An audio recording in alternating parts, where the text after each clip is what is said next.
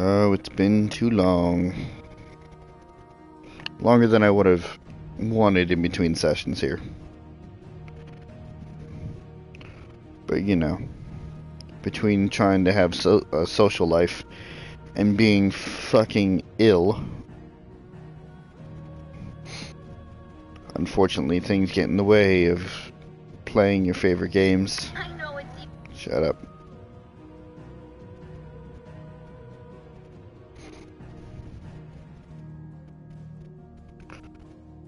What?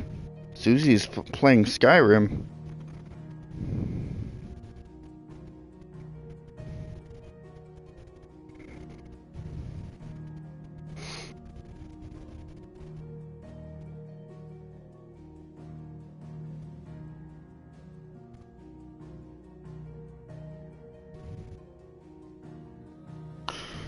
Well, that's interesting.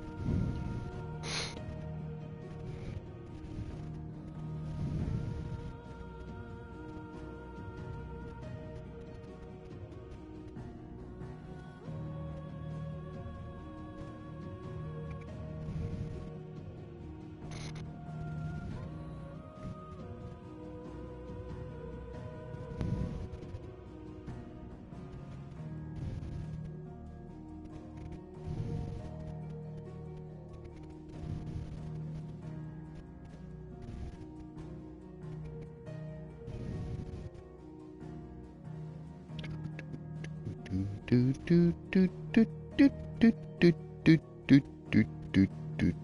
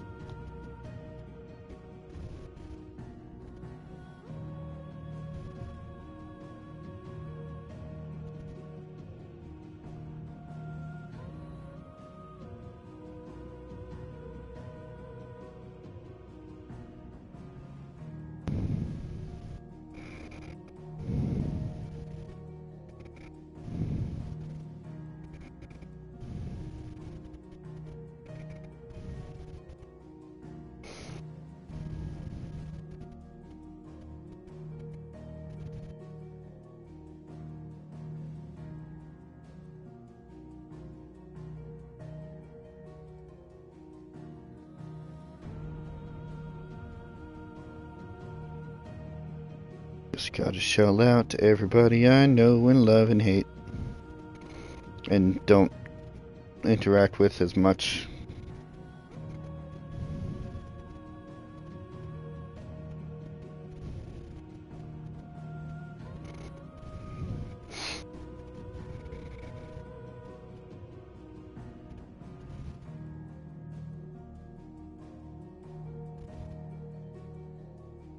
Doing this all on your own is a slow process, but it works.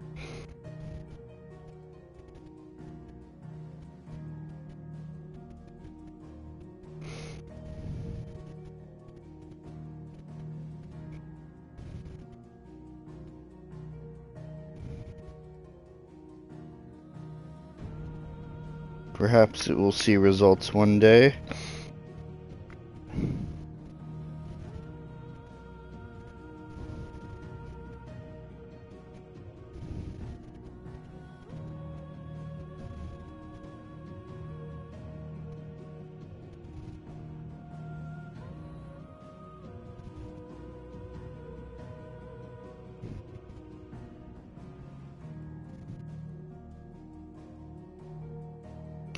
Okay.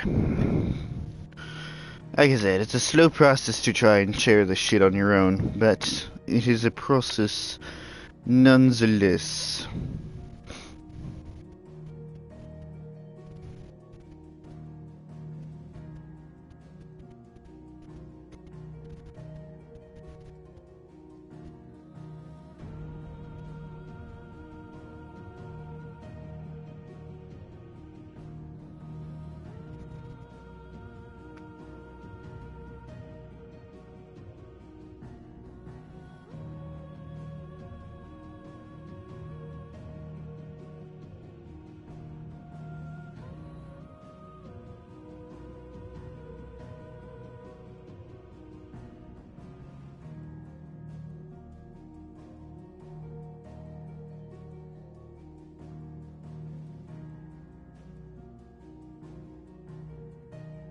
Okay.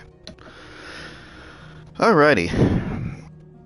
As I said, it's been a little bit longer than I wanted in between sessions here, but I had work, I had social times, and I have been feeling not 100% in the last few days. But hopefully I'm back in some degree here. I'm also still having my second round of dinner here, so if you hear any noises of that kind, now you know.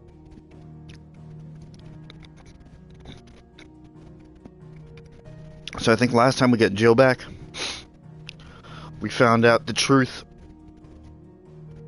of Clive's role in all of this, or at least part of the truth of it. And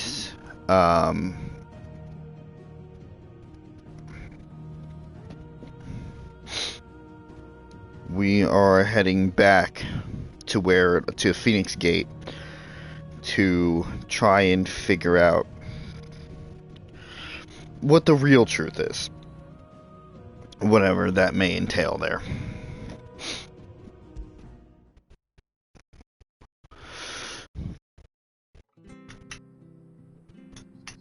Ah, yes, that's right.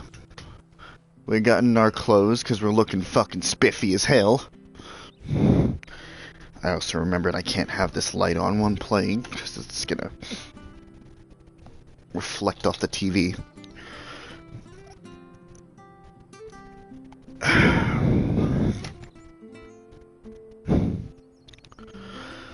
Okay. We got some new clothes, we got a new sword, we're looking fucking spiffy. And we want to visit an old man. An old bearer, as it were, that was in the service to the kingdom. Or at least that's what we were asked to do. He's not here. Well, I can't leave without meeting him. I've let the mayor down once already. It would be cruel to disappoint him again. Right, let's ask around. Someone must have seen him. Oh boy, gotta search for the old man. Excuse me, sir. Good day, milady. What can I do for you? I'm looking for a bearer, an elderly fellow who used to serve the Rosfields. Have you seen him? Ah, that old loon. No sign of him today. Funny, he's usually down by the well at this hour, cooking up his fantasy feasts. I'm sorry? Oh, he worked in the kitchens at Rosalith Castle back in the day. Still thinks he's there now. You'd often hear the poor fool chatting away to the Archduke. Living in a dream he is. But better there than here, I suppose. Can't imagine the Vicereine stopping to trade tales with a bearer. Can you? No. Anyway, you'll be round here somewhere. Doubt he has the path to stray too far. Thank you. We'll keep looking. Yeah, in a time like this, sometimes it's better to live in a fantasy than face reality. Which is funny, because that's almost the exact opposite of what I usually say. What brings you to Eastpool, travellers? We're looking for an elderly bearer. You wouldn't happen to have seen him, would you? Ah, you mean the old boy who always waits by the well? Yes, that's him. What business do you have with him, if you don't mind me asking? You're not from the capital too, are you? We are, in a way. Well then, it's a pleasure to meet a fellow Rosalithian. I was born and raised down Market Street. And never would have left if Archduke Elwyn had survived the fire. It wasn't the same when the Duchess took over, though. All the beatings, the evictions, the levies going up and up and up, even as the blight took half the harvest. Oh, listen to me. Telling you what you already know. I'm sorry. And I'm afraid I can't help you with your bearer either. Though I doubt he'll have gone far. He comes here every day. Almost as if he's waiting for something. We'll keep asking around then. Thank you.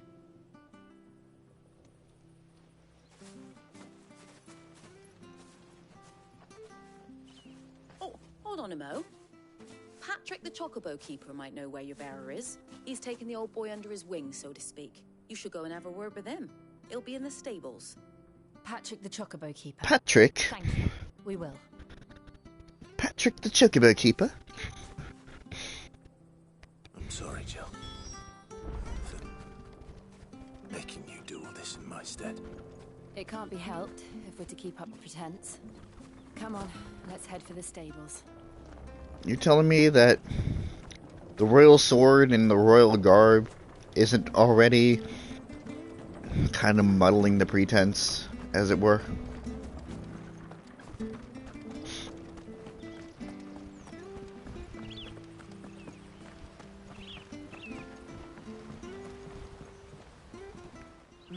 Where the bloody hell's he got to? Excuse me, but is something the matter? It's this bearer I've been minding. I take my eyes off him for 1 minute and he disappears. He's not in his usual spot by the well, nor anywhere else in the village. You must be Patrick. I am, but...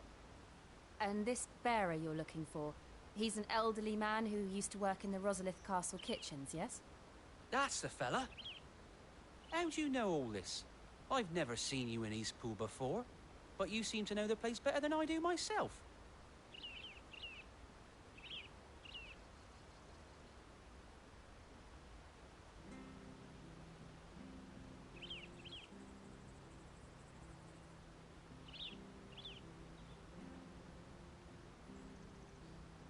Ah. Oh boy. New entries. Time for more lore. Probably just filling in from what we were told. From what we were being told.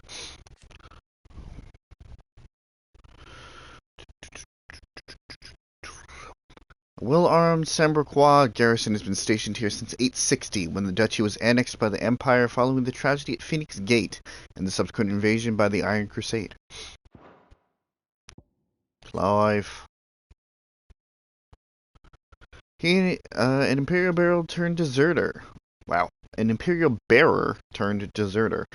He and his childhood friend Jill journey to their homeland of Rosaria to learn the truth of the events that shaped their histories. Their path takes them to the village of Eastpool, where they meet with Hannah Murdoch, wife of the late Lord Commander.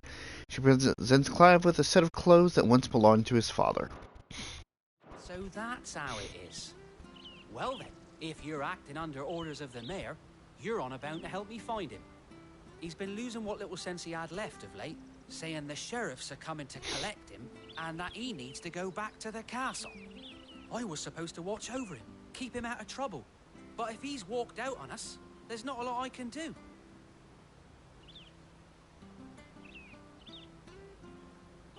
Understood.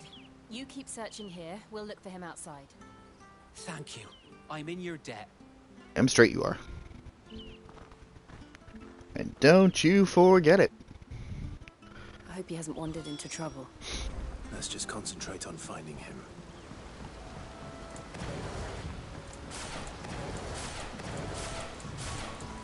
Pretty colors. Oh, come on. Still no sign. Could he have strayed even further? Where did you go, old man?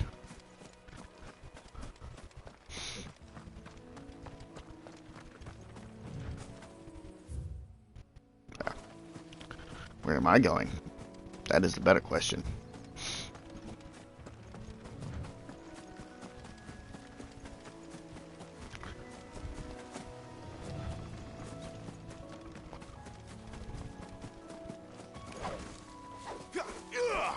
Ooh, that feels good. That sword feels real good. Almost like it belongs in our hands or something.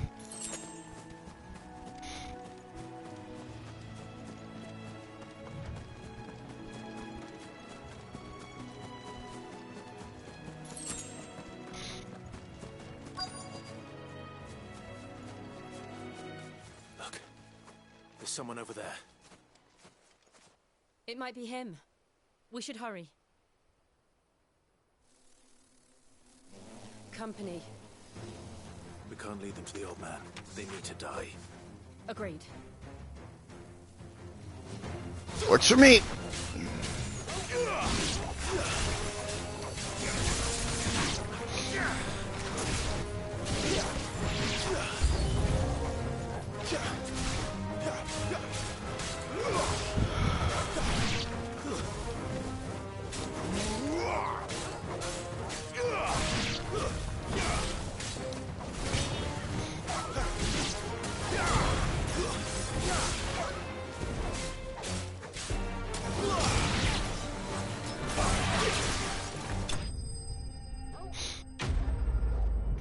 Not exactly my best work, but, you know, in between streams I kind of lose my touch a little bit. I'll get it back.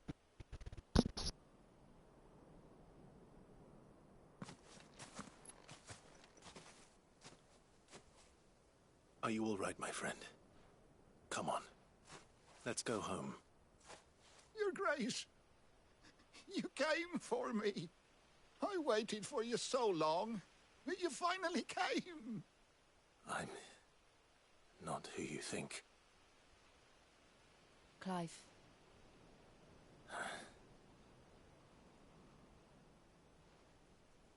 Yes. Pray forgive my long delay. It's nothing, Your Grace. I prayed to the Founder that you would come, and at long last, he answered. Will we be returning to the castle, then? There is still a place for me in the kitchens? No, my friend. We will not be returning to the castle, not yet. I'm on a very important expedition. One which may take some time. Could you wait for me in Eastpool until my journey is complete? I will come back for you then. I promise. Of course, Your Grace. For you, I would gladly wait until my dying day.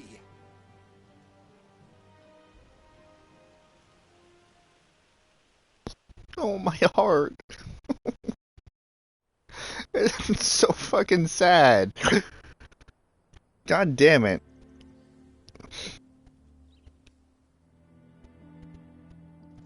Thank you, both of you. You've been most kind. The memory of serving the late Archduke was as one light in the darkness, and now that light burns a little more brightly. It's nothing but a fantasy, of course, but it's better than the truth of the matter. A damn sight better. The blight is on our doorstep. Our harvests are failing. The people are leaving in droves. If it weren't for Lady Hannah selling half her worldly goods to provide for the few of us who stayed behind, we would long since have starved. We want to keep the bearers safe here, we really do. But unless a miracle happens, we won't be able to spare a crust of bread to share between them soon enough. Is it really that bad? So bad, I even petitioned the Imperial garrison to take them. But when they found out where they'd come from, they damn near spat in our faces. Ducal dogs, they called them. Enemies of the Empire. I know a man named Sid, who would gladly give a home to any bearer in need of one. Leave this with me. As soon as I return from Phoenix Gate, I'll speak with him. Thank you, my lord. Will you be passing through Eastpool on your way back? I should very much like to speak with you again, if you have the time, regarding the future of the village, and what might be done for Lady Hannah. After all she's done for us. Yes, of course. I'll be back anon.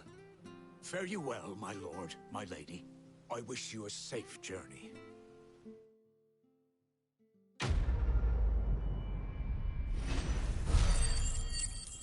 Oh fuck, that was bittersweet.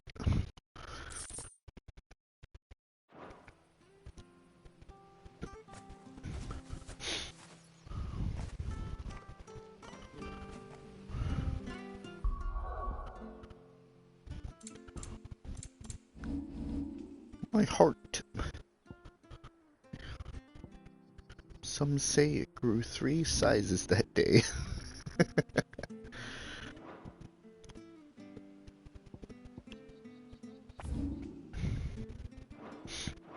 Make sure there's nothing new. And on our way.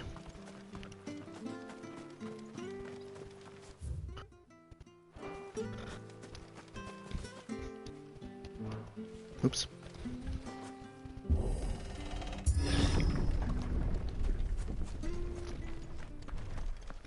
The dim. Redlands are aptly named.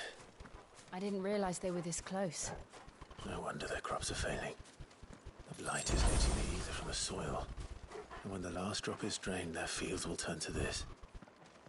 No plants, no animals, no life. And no monsters. I suppose that's one small mercy. And as we have heard many, many times before, we can't use our magic here either. There's no ether to draw from. Just gonna have to rely on our swordplay. Which is not gonna be too difficult for me.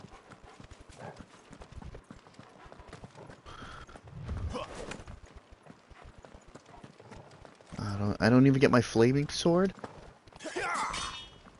Yeah, no, it's just basic. What's this? Another relic of the fallen. Come back to that. That seems suspicious.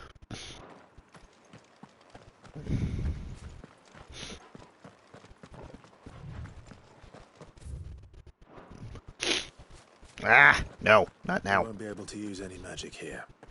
Another thing to worry about. As if the absence of ether didn't cause enough problems. Take away the land's life force. Problems are all that's left.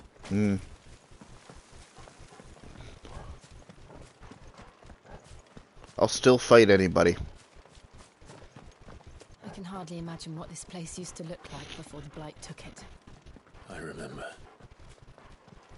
It was beautiful.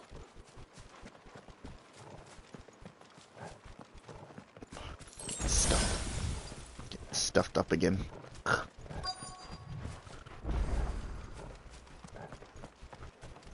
Does this beacon it still does.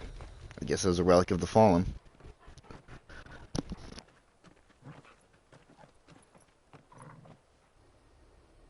There it is. Phoenix Gate. Where it all went wrong.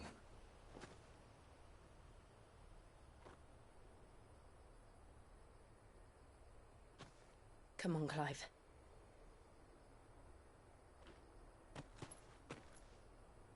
It's time to discover the truth.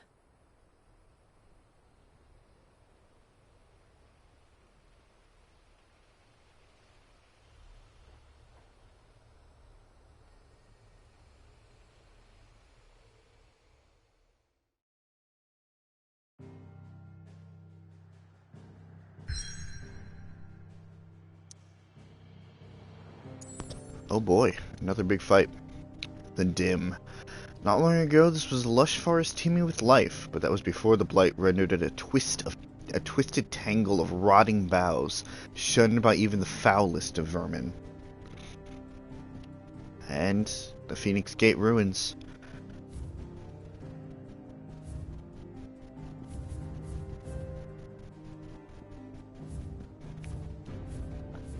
Oh, I guess I could just use this. See if there's any quests.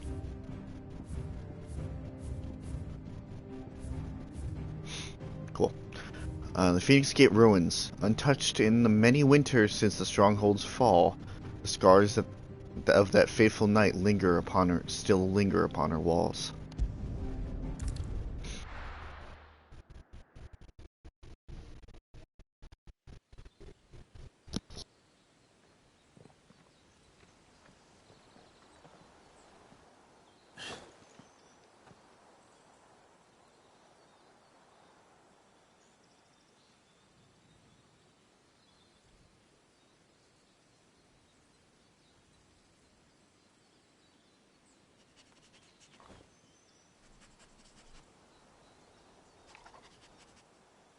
Almost as if time had stood still.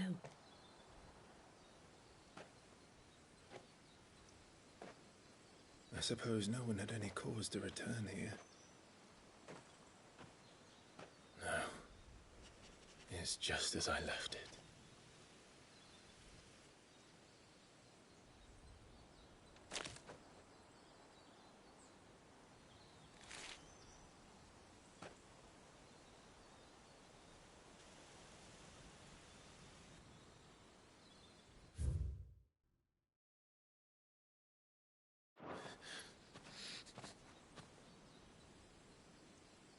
Let's have a look around.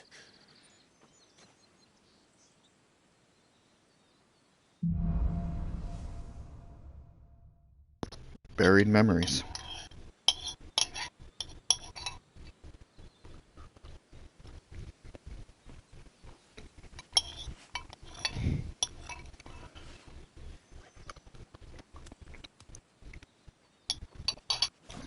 Gonna take my plate out real quick.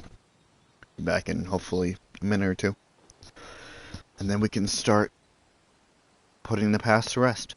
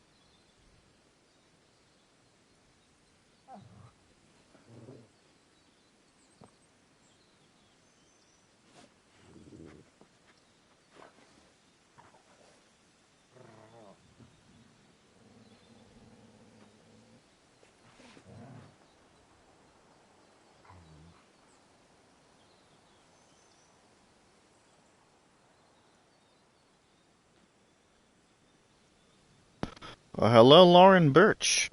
How you doing? I'm doing alright. Getting over a little bit of a cold or a bug or flu or whatever. A little stiffed up, but otherwise I'm doing alright. Just playing some 16. How about you? Welcome to the stream.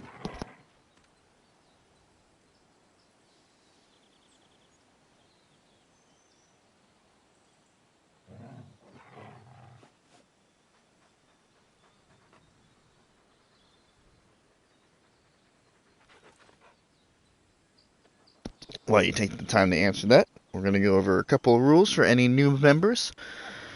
It's literally just a couple.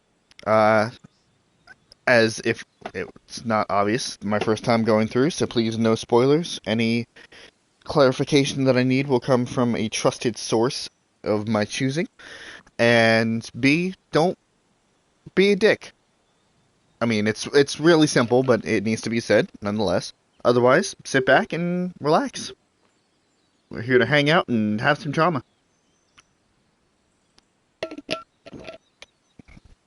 Also, because you clicked on the stream, you probably understand this anyway, but I suppose I shall say this. I am very loose with my language, so if you are opposed to that sort of thing, there is your one warning. But you did click on a stream of a mature game, so you probably already have overcome those hurdles.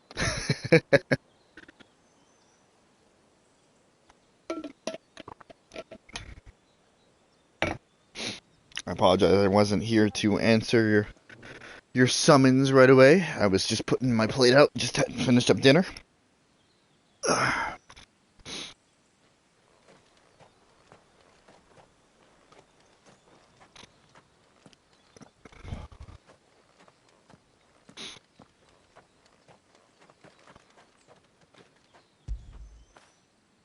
Of course, we're gonna give the pup some love. Oh, that was a new animation. Yeah. No, but I wanna pet the Torgal. I wanna pet the pup. I guess that's the best that we got. Okay. Sorry, Joe. Could I have done this? Could anyone?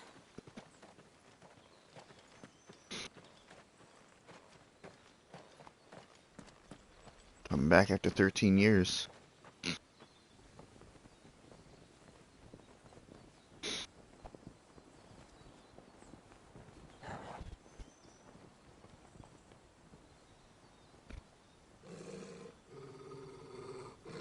What is it, Torgal?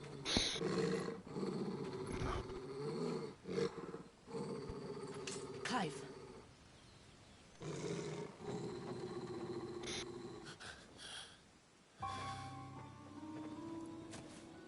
That's him.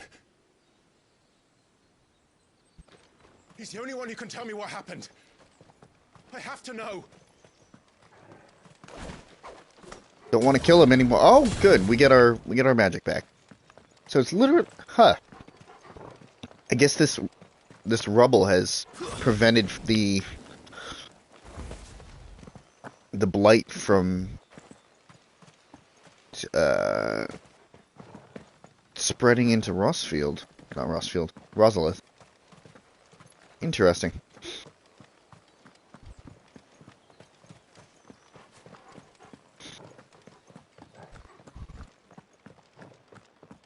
Margrave. Margrave, wait.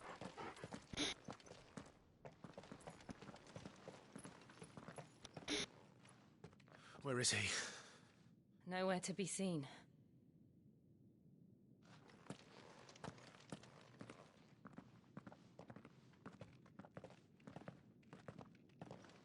Damn it! He's like a bloody eel. Slippery. What is this place, anyway? Some sort of shrine?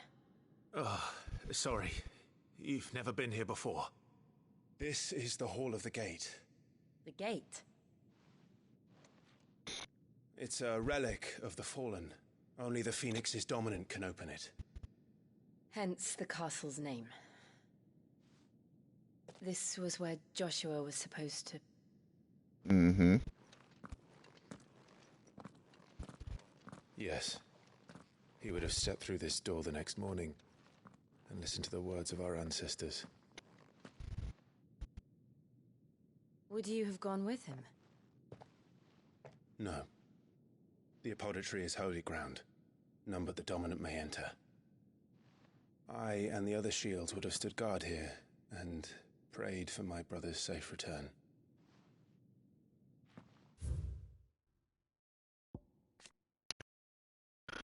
The Hooded Man. A mysterious man that many believe to be dominant. Oh, that's interesting. It's gone back to the Hooded Man. He was a man named Margrave for a while. A man known as Margrave, I guess I should say. Clive first saw him at the Phoenix Gate on the night of the Imperial invasion, and for years believed him to be the dominant of the icon that killed his brother. But to Clive's eternal chagrin, he has proved otherwise. Where the hell did he go? Perhaps he went inside. He couldn't have. He'd need the power of the Phoenix.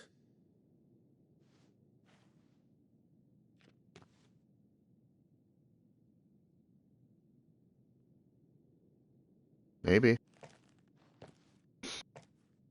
I mean, you were blessed by the Phoenix. You don't exactly have it, but...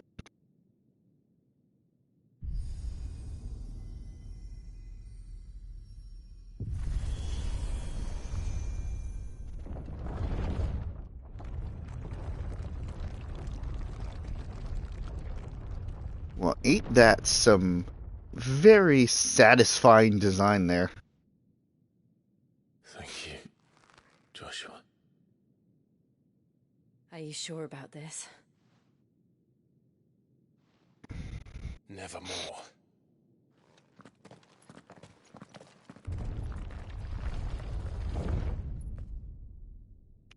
This, ladies and gentlemen, is what we call mini point of no return. Hall of the Ancestors. This is so fucking aesthetically pleasing. Like, I'm a huge fan of blue. And a huge fan of blue lighting. But, I mean, just the way that the door opened, there was something super smooth about it. Another gate. Let's see if this one opens.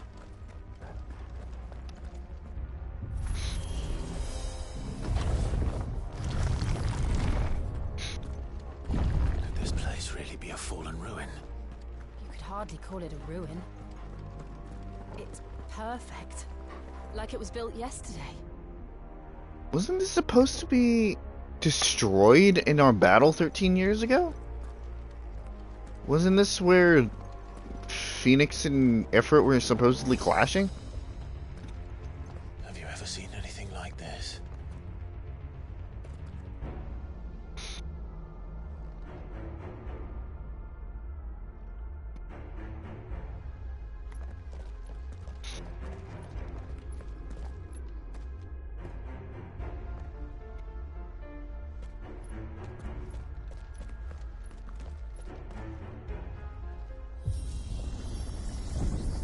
Jill? Going down.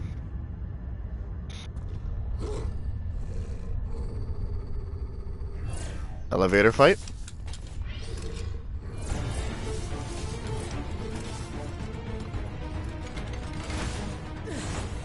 What do we do? The usual. That works for me.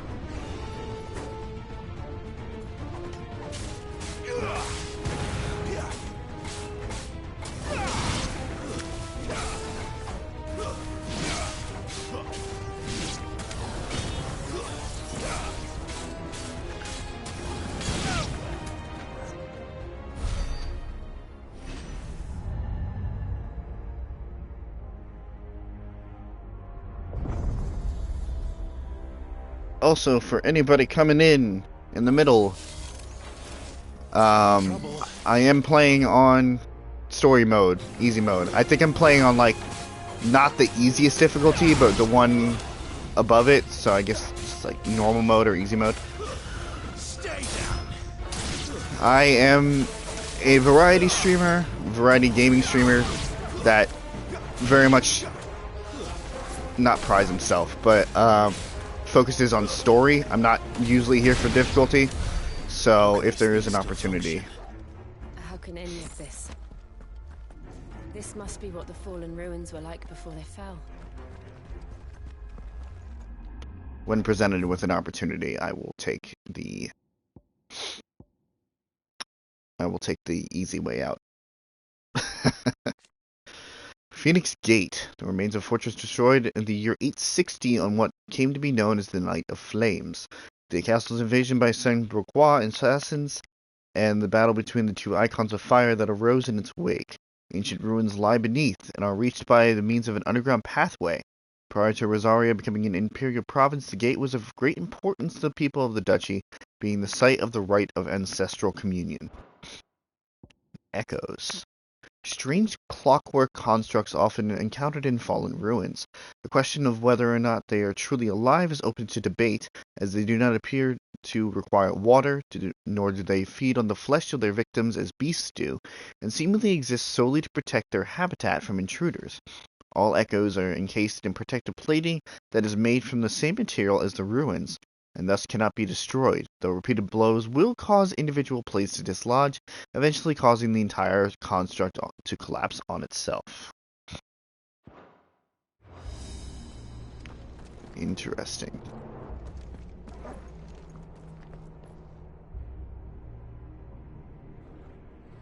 This is fucking intimidating.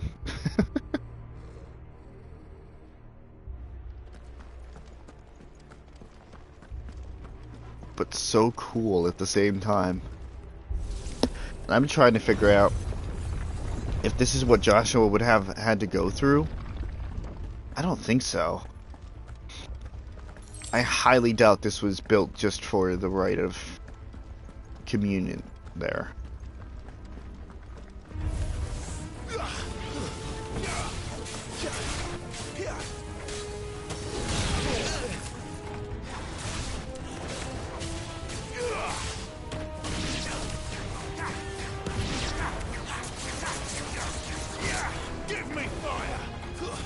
That's enough. Oh, I thought there was one more. Silly me.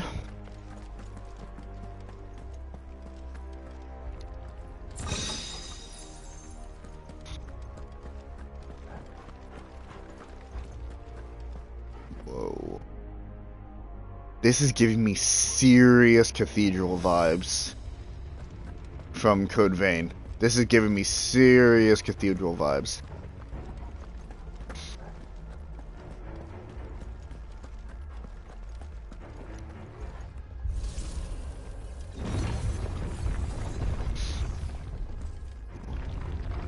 Oh boy, mini boss? Looks like you can take a beating. Then let's give it one.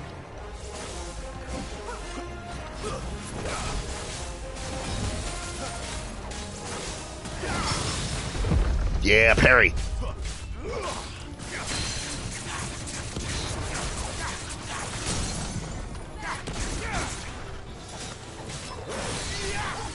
Over here.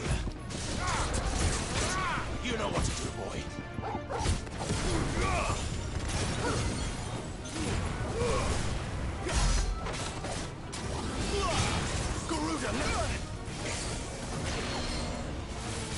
Okay.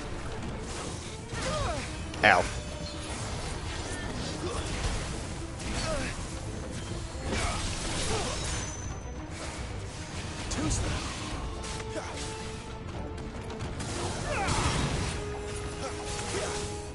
this time. Ow. And also, as you can see on the top there, as they made perfectly clear in one of their... My wounds, boy. Nice. In one of their directs. I am not using any of the tutorial items. I am doing this solely on my own.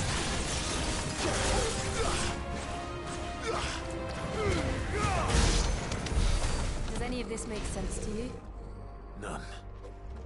Let's find the hooded man and leave. With no assistance from any rings of that matter. Favor of wind, gouge.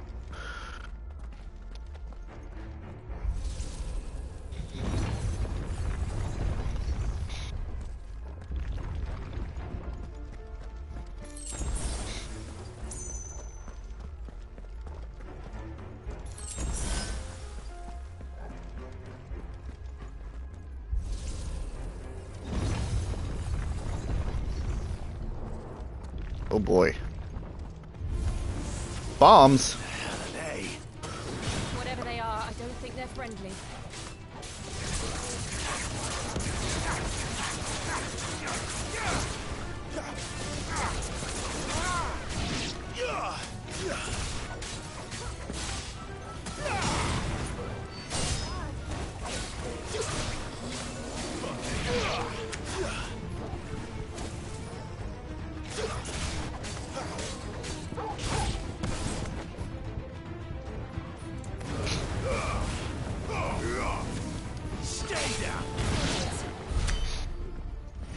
What the hell are bombs doing here?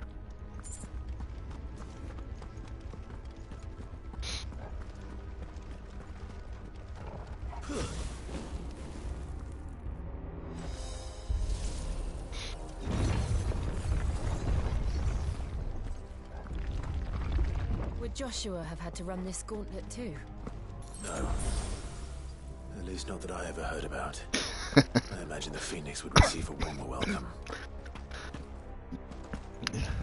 I'm ahead of the game script. I've already thought about that.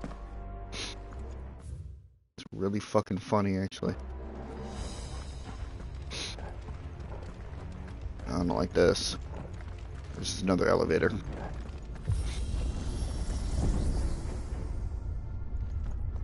Here we go again.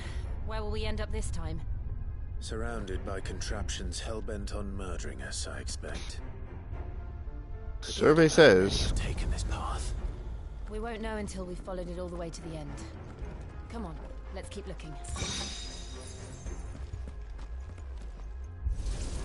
Yes, give me money.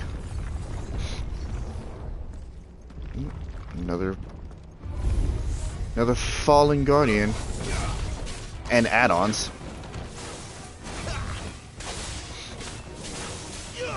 Too slow.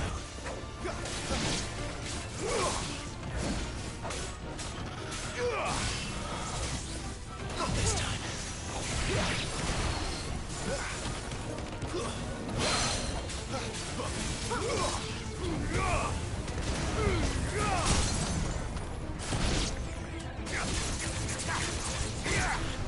Ah, damn. Screwed it up. It's alright.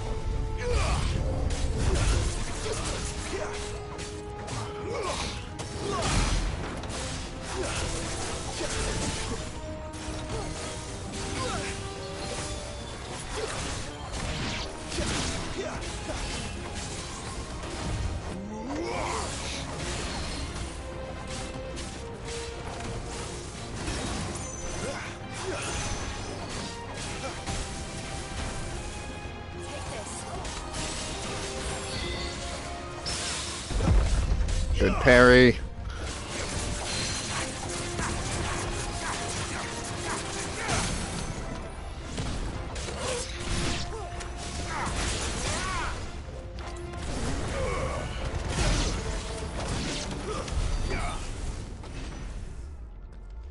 So they're taking a lot of hits, but good nonetheless.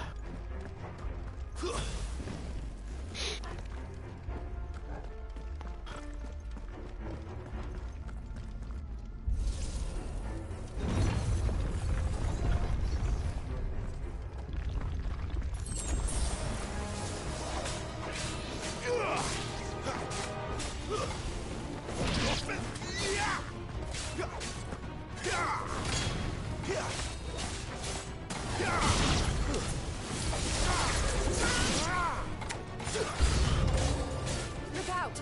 There's more of them. They'll fall like the rest.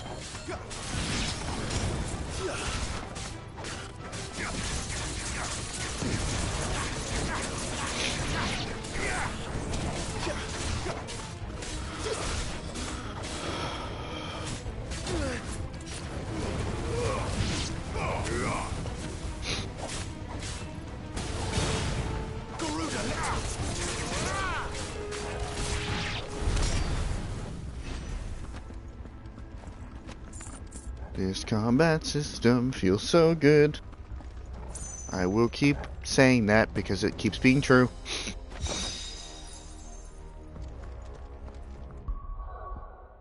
What was that? What was that?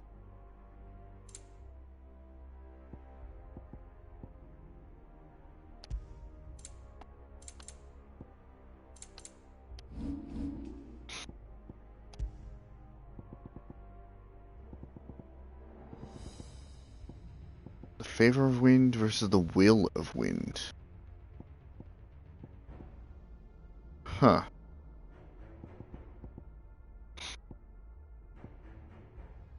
Interesting.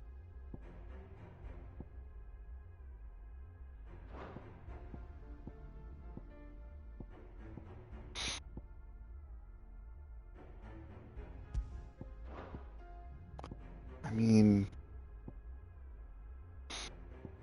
I use gouge a bit. And I'm not really healing much, so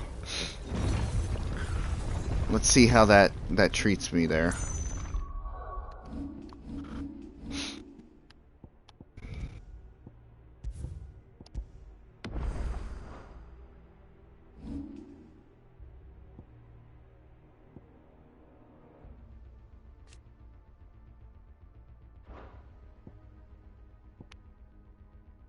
Need that yet?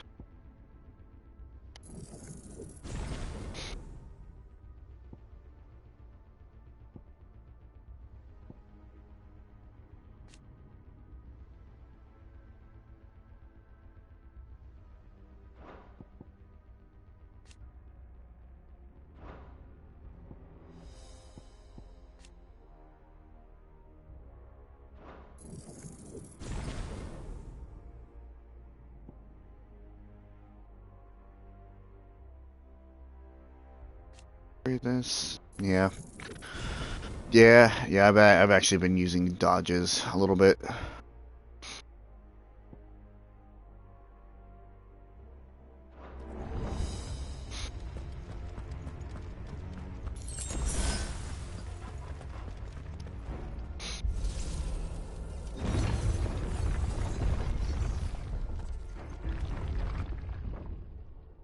Story time.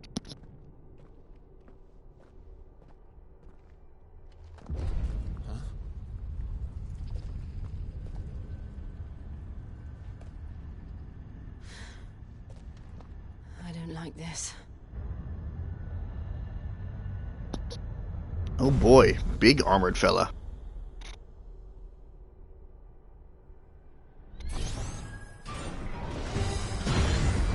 One may even consider this a boss. Seems the feeling's mutual.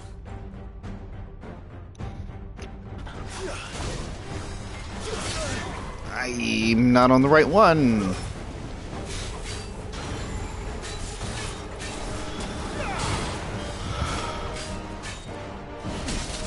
Ow. So much for the trigger window.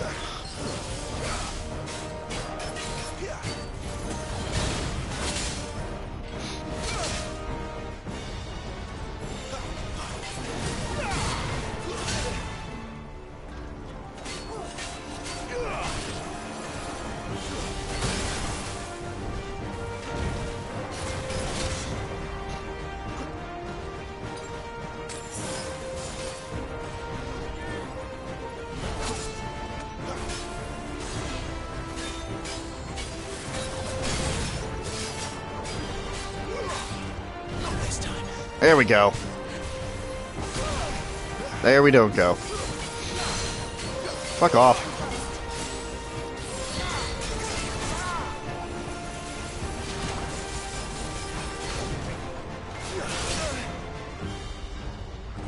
God damn.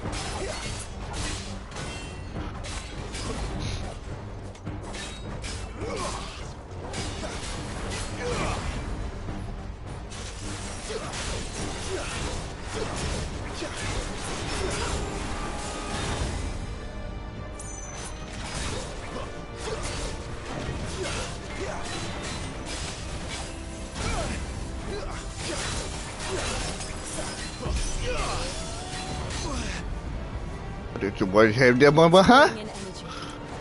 Not for long it isn't. With me. No, that one. That one. It's down. This is our chance. I didn't like that. Wow, you recover quick, don't you?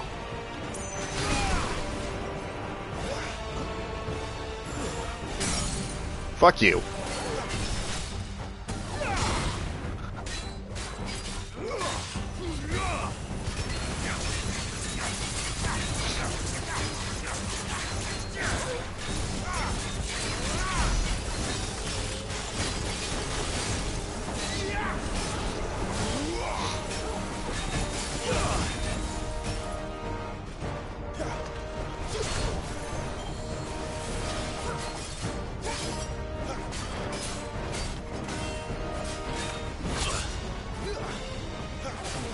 Got me up against the wall. Nice. You're finished. That was so sloppy. That was so sloppy. I could have done that so much better. Fallen iron. Despite thousands of years having passed since its forging, not a single blemish, scratch, nor patch of rust can be found on this metal surface. As to how that is possible, none can say. The answer will likely remain lost forever.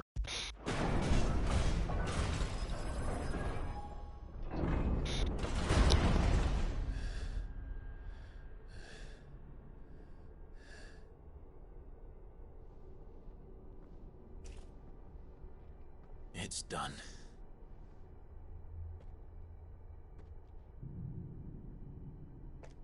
What are these creatures? And why do they keep attacking us?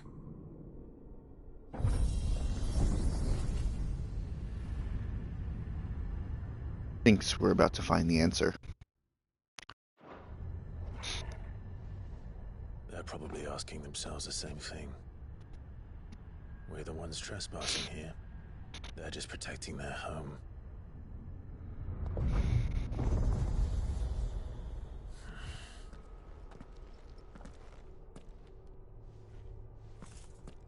Jill, look.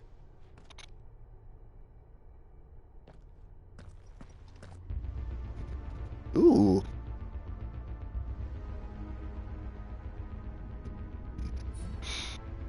Is that some kind of mural? It's worth a closer look, whatever it is.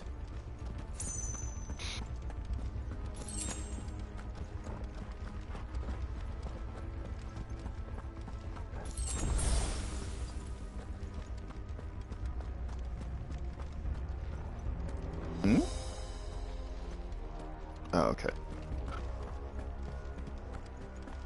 Before we go anywhere, gotta collect all the shinies. It isn't in the gamer's handbook, you know.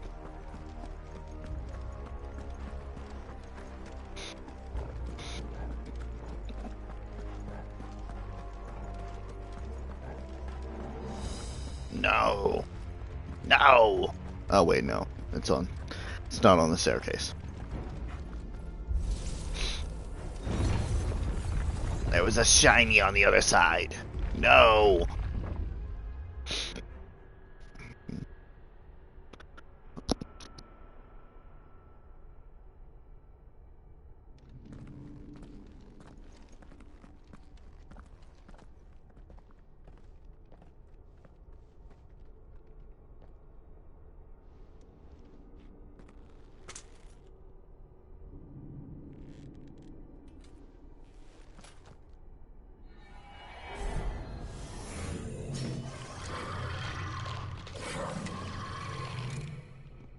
All right then.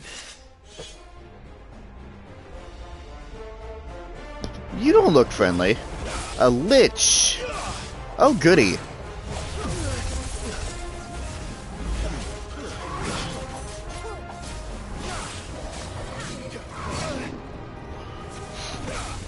I'm glad you're here.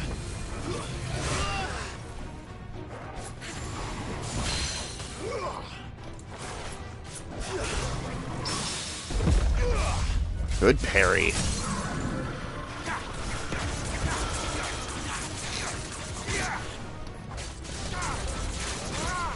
Not taking any damage, which means this is a... Oh wait, no, he is. The health bar was just being a little weird.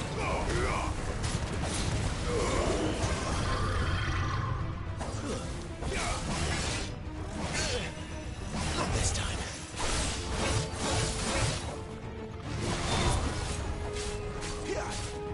That'll help. Wake up! Not this time.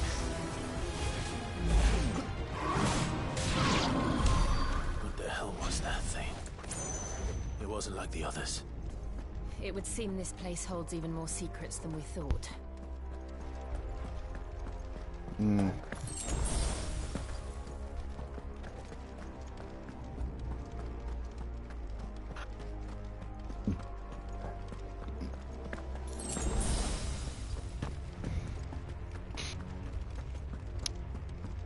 I never really brought attention to this before, but I very much like the whole thing where it's like, if you don't have the inventory space, it just uses the item. Because one, that means the item does not go to waste and you don't have to worry about backtracking. But two, if you're low on health, it heals you anyway, which allows you to save the items in your inventory for actual battle. I'm mostly talking potions on this, but still, it's pretty good. Look out! Spectres. Yep, this is definitely a grab. Oh boy.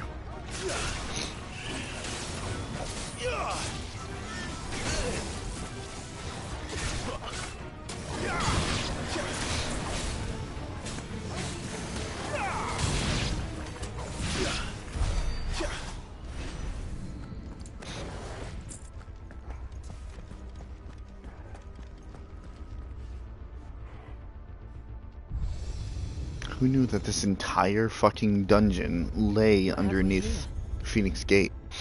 Another fallen wonder. Hmm? Isn't that just going back to where we came from? Oh. Oh, I see.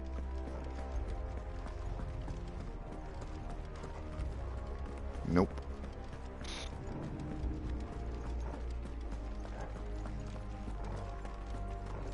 No.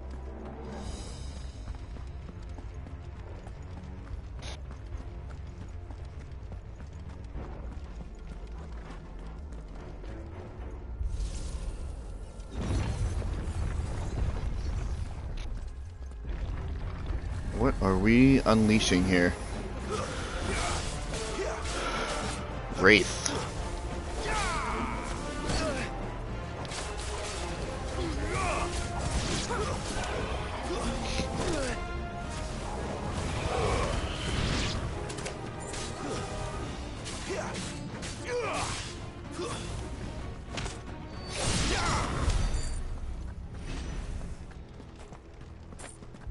Slurp.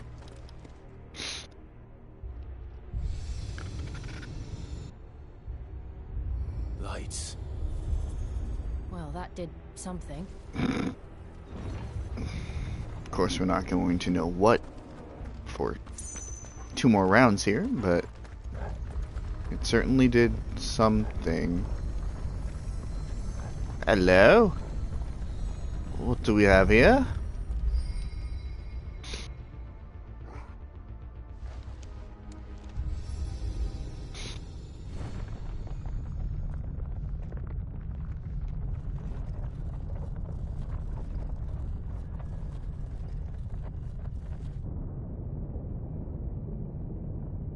A bridge. How intuitive.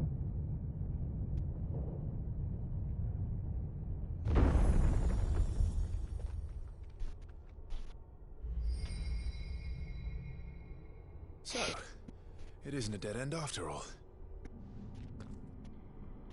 Apparently not. Hmm. You don't seem too thrilled about that, Jill. Quite understandably so.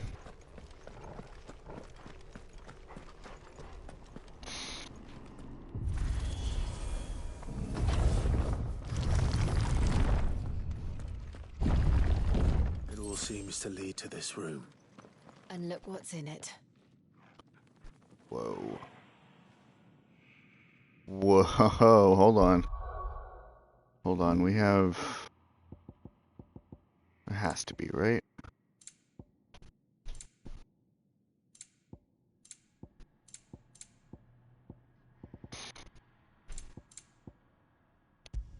I guess say it. No!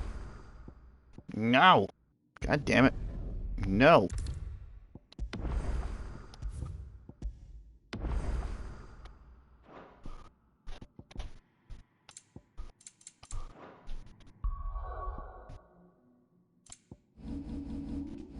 Do we not have a fucking photo mode in this one?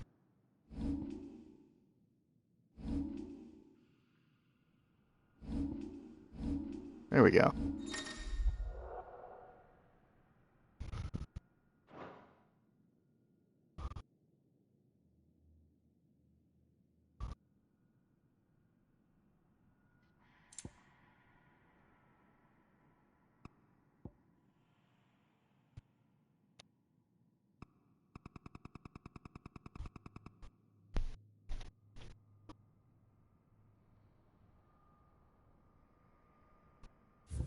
Ah.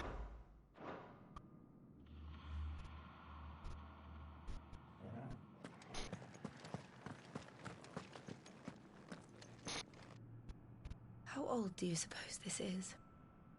1,000 years? More? I don't know.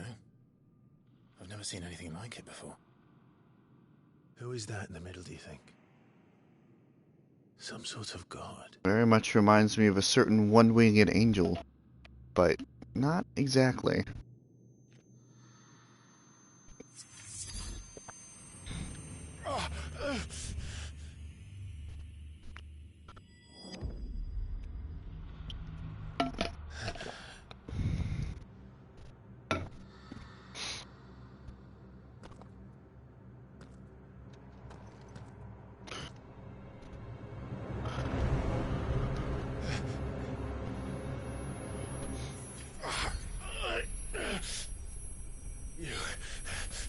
You're him. The second dominant of fire. Who are you?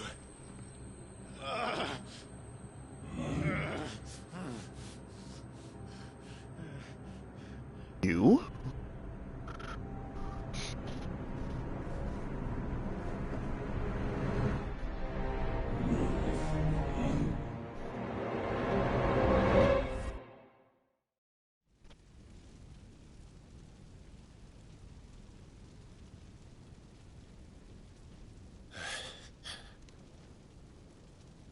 What?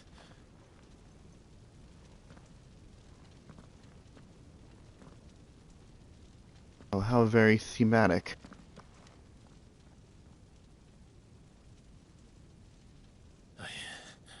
I'm back.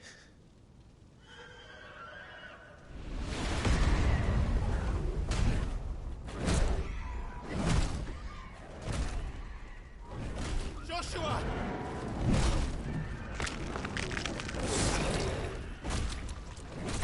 Stop it! Please! Stop!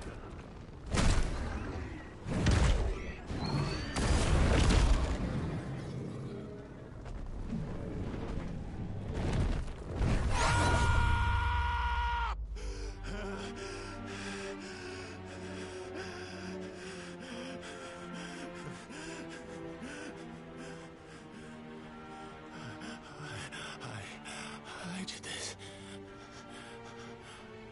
I killed him.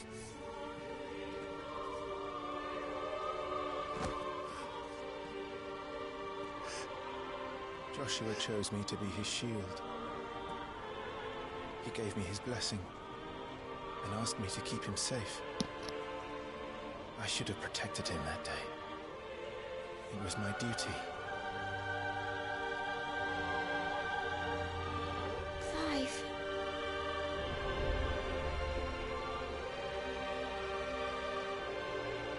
Joshua.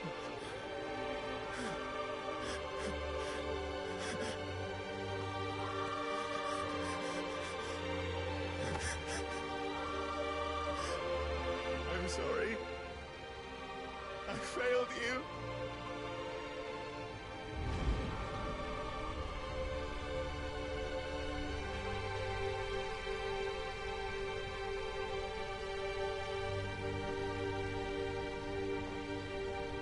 Joshua died. I killed him. And I blamed another for what I did. To spare myself the guilt. I feared that by accepting it, I would lose what little was left of me. So I ran. From everything. And now? Are you ready to accept the truth? I am. I know it won't be easy, but it's what I must do. So that Joshua's soul can finally rest in peace.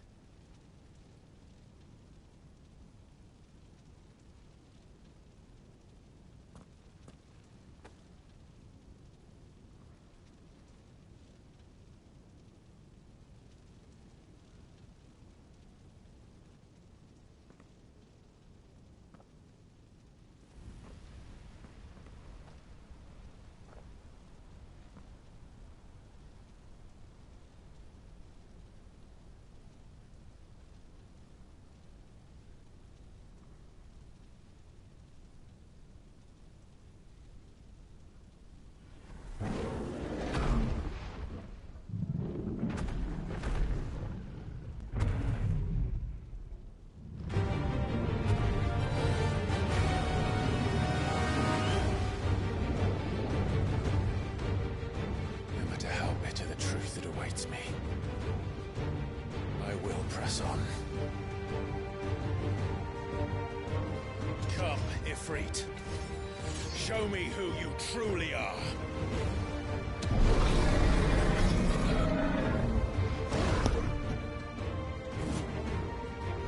Time to battle our inner selves. Battling Ifrit.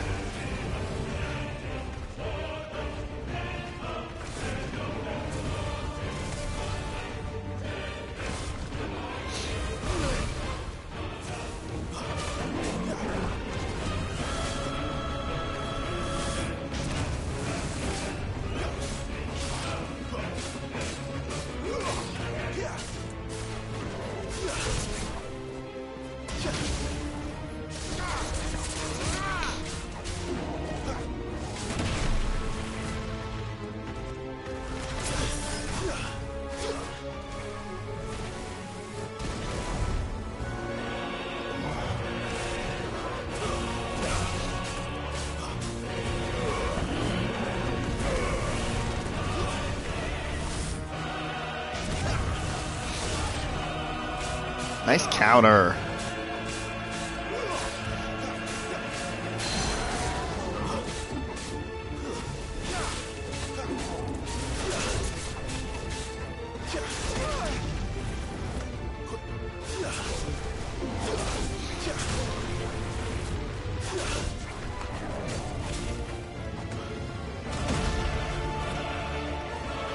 Thought I countered that. That's alright.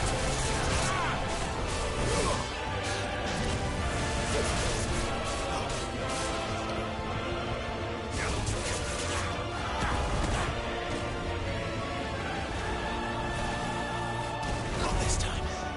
Give me! I don't think so. I don't think so.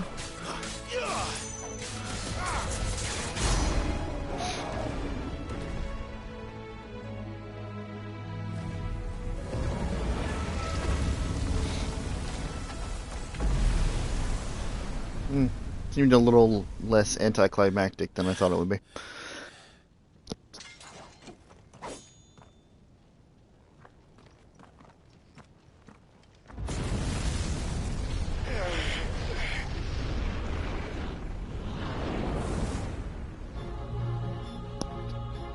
Now this is the battle that I'm looking for.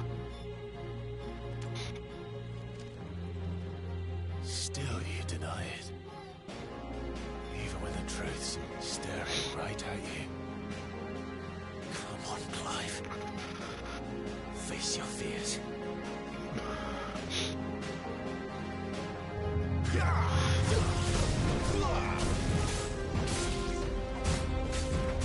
Ooh, tanky.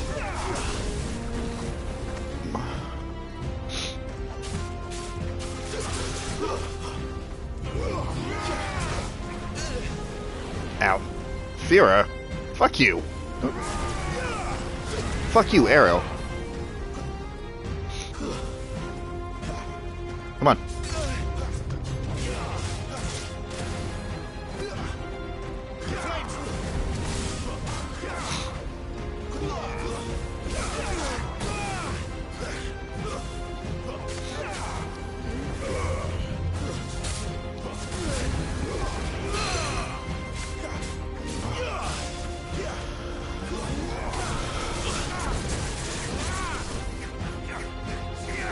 I fucked that up.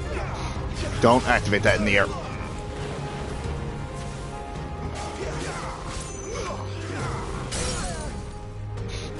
Down.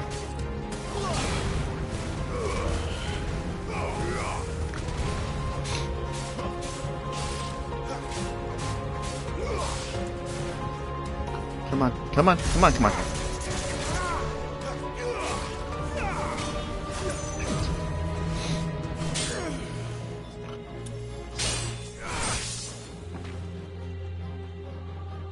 Got some fucking Persona shit here. Gotta accept your inner self. Whoa. Getting a little demonic, huh? I see. You'd have me learn by example.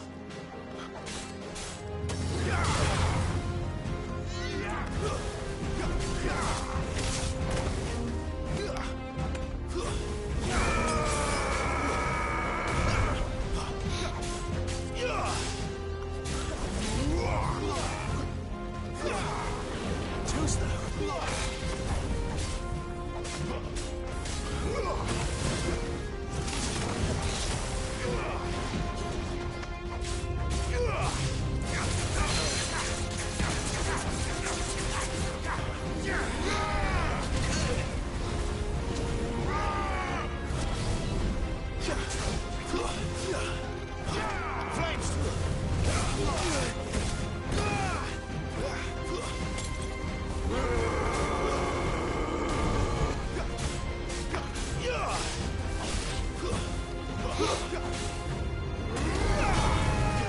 Oh no. Why'd I take that? Why'd I do that?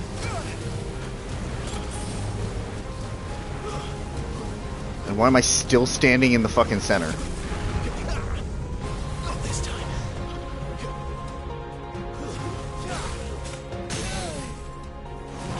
Down, Clive!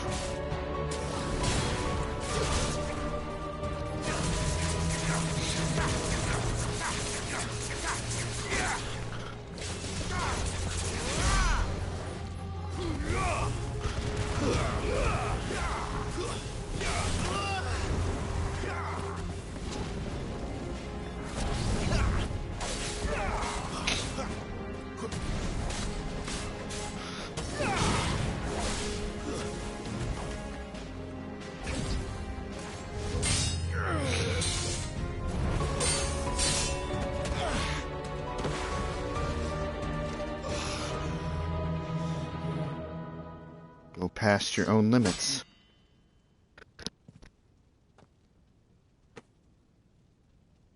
No escape, eh? It's all right. I'm done running from you.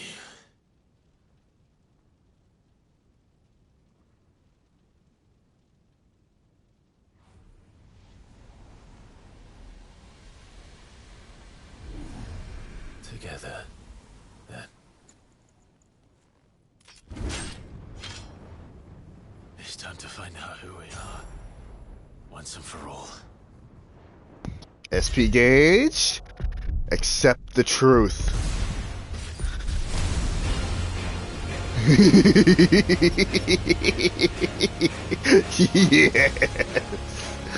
Yes. Yes. Show yourself, Ifrit.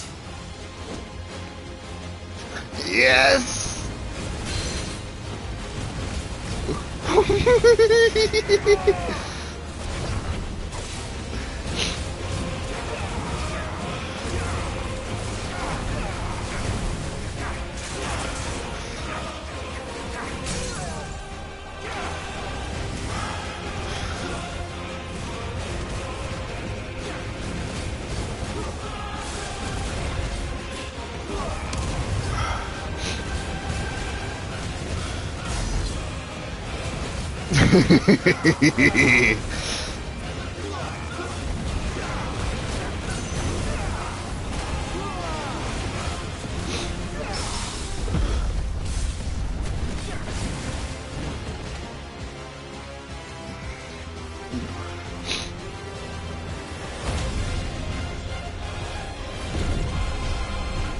Back to the big boy.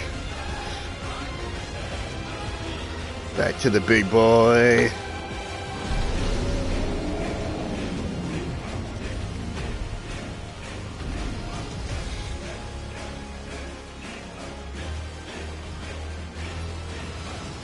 Enough. I know the truth of it now. You are not afraid. I am.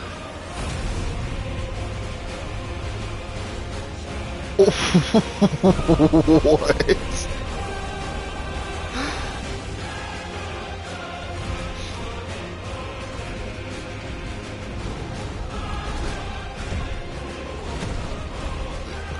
This is the true battle against yourself.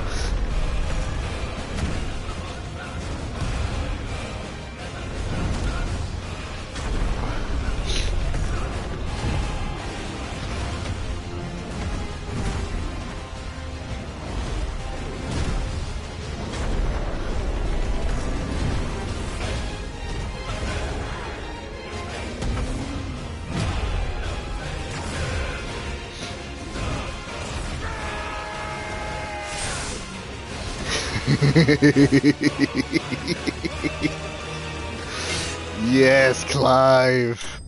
Yes, Clive.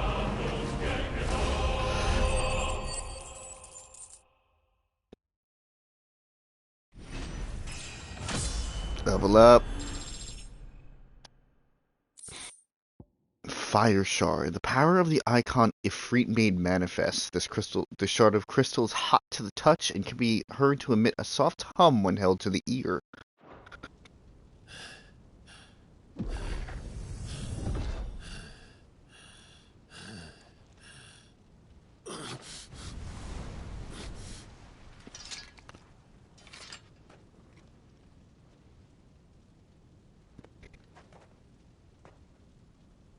Yes. last you accept the truth. You were born to wield limitless power. Embrace it.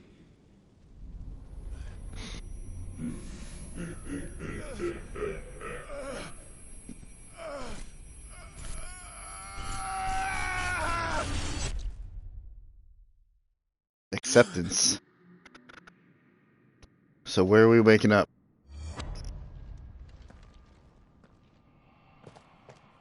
Clive, are you all right? Are we going to be told all that happened in an instant? It's nothing. I'll be fine.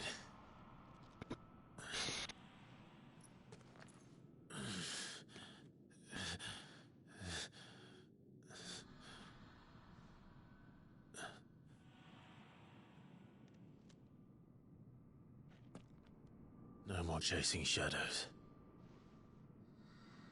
The hooded man isn't here. We should go.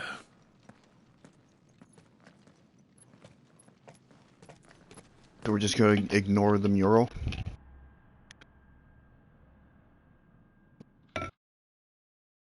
Or are they doing the twist that I think they're going for? In which case, that's going to be very interesting.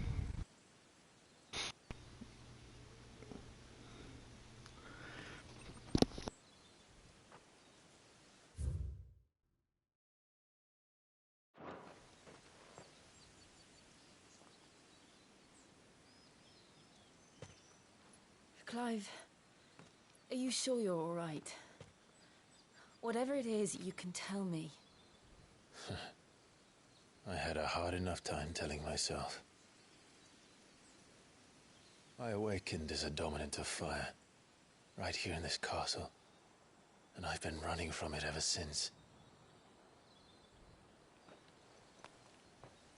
But now I know for certain who I really am.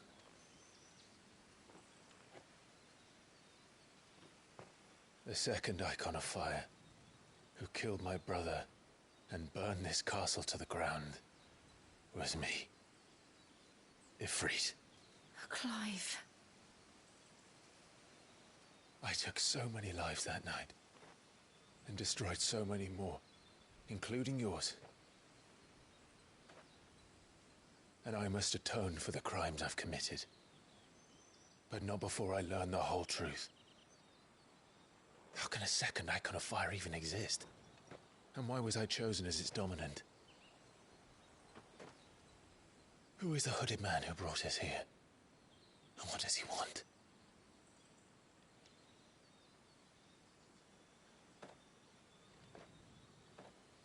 I need to know.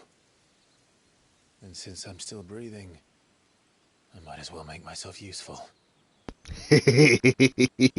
Good, Clive. Good. Find your answers together.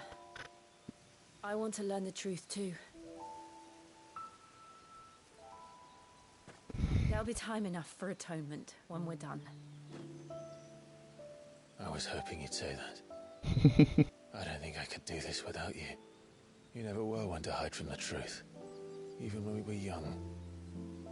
And you haven't changed a bit. You're wrong. I have changed. But I don't want to be that person anymore. The things she did were unforgivable. And yet, they're what brought us back together.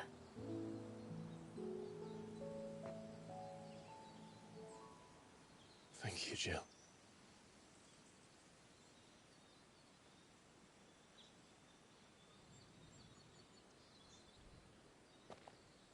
If he is here, then the disturbance I felt at the care must have been confounded. The hour is later than I thought.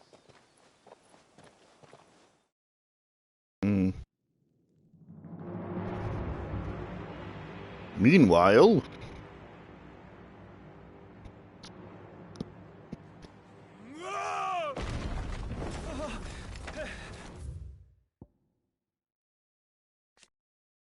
Castle Dazbog, a castle built within the dome-like mountain that contains Drake's Fang.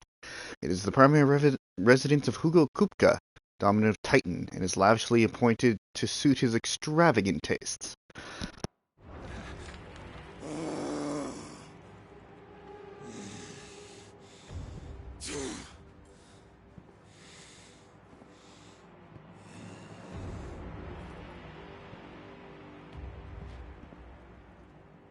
Tell me, who did this, or I'll see you suffer the same fate. The man who delivered the coffin said, he said Sid paid him. I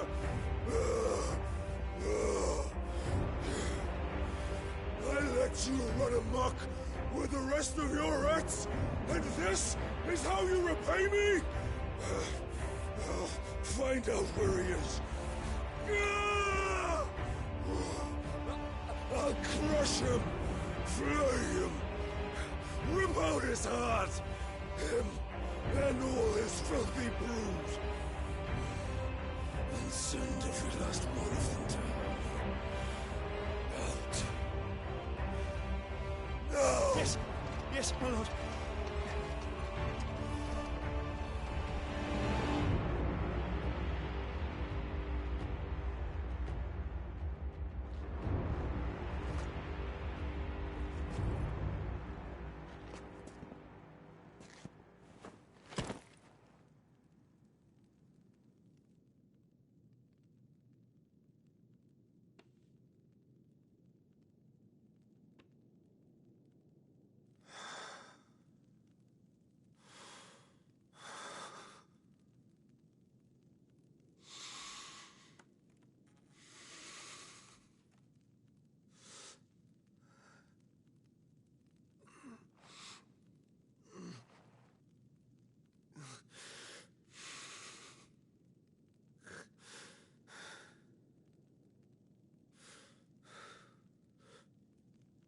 Benedicta.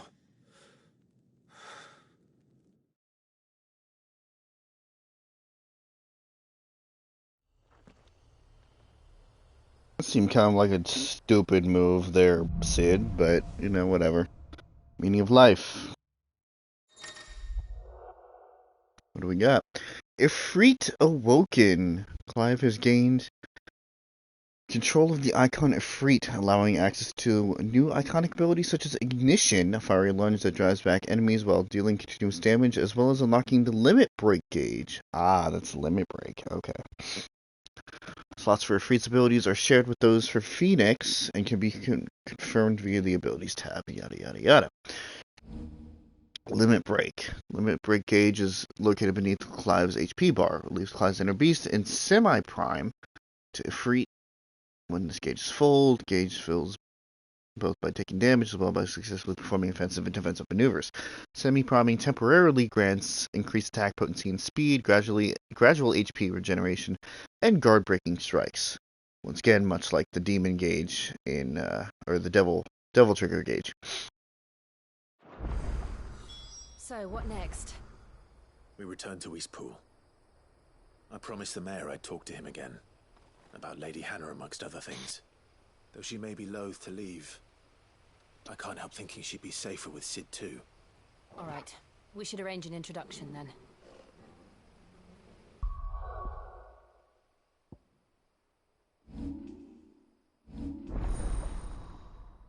Great channels.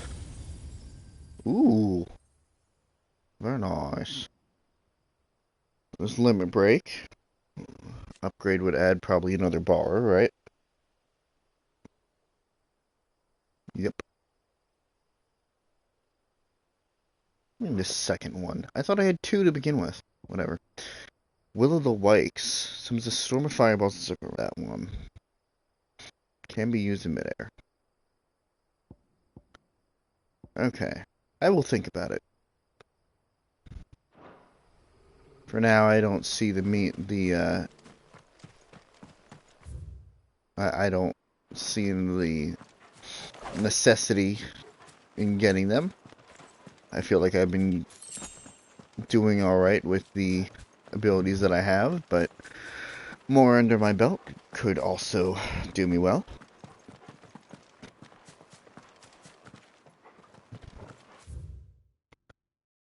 So, province of Rosaria. The lands comprising the western reaches of the continent of Storm, formerly known as the Grand Duchy of Rosaria, became an imperial province after its annexation by the Holy Empire of Sambrique in the year 861. Annabella Lesage, once Duchess of Rosaria, now Empress of Sambrique, was granted stewardship of her former home and the title of Viserion,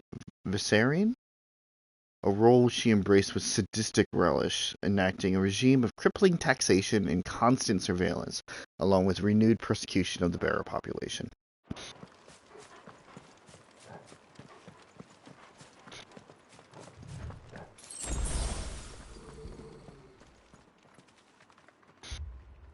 Torgal? Torgal, what is it? Nothing good, I'll wager. Come on.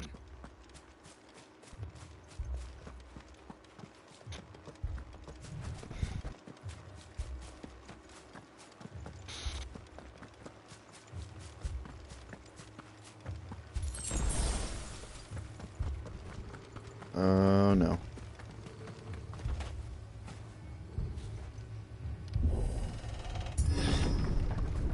Oh, no.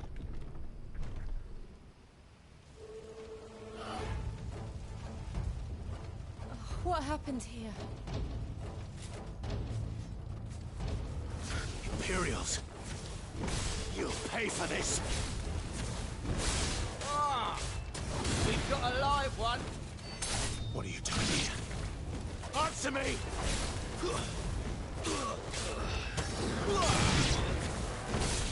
Remember our orders? No survivors! Yeah, I'll take those orders to heart. Such a thing.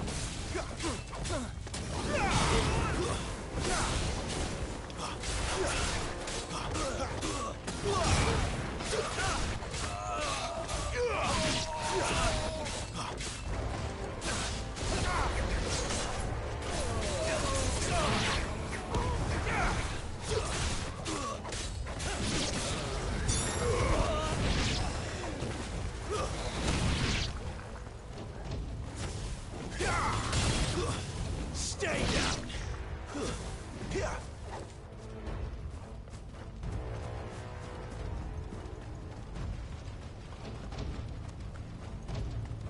Come on. Thought you Hello. could escape us, did you, Branded? You were born a slave, and you'll die one! Kill all the ducal dogs! Ducal dogs! They were innocent people! It's over.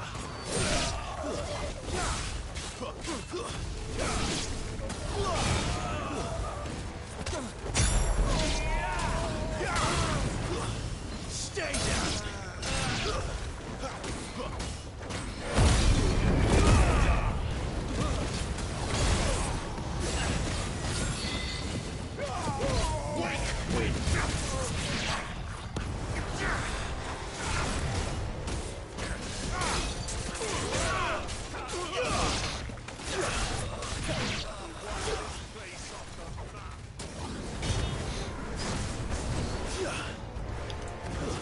That's enough.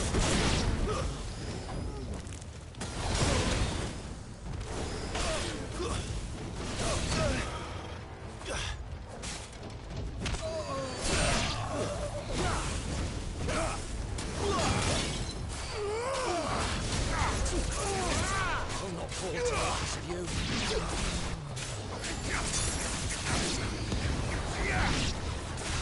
Put them all to the sword!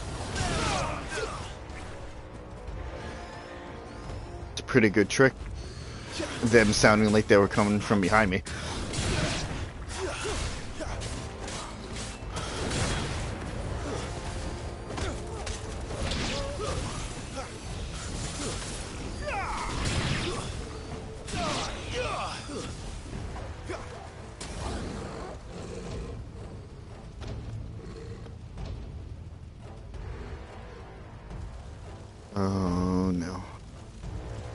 All must burn!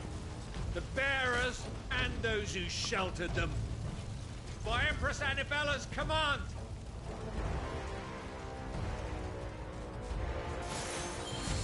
My mother ordered this. Why? Clive. I know. It could wait.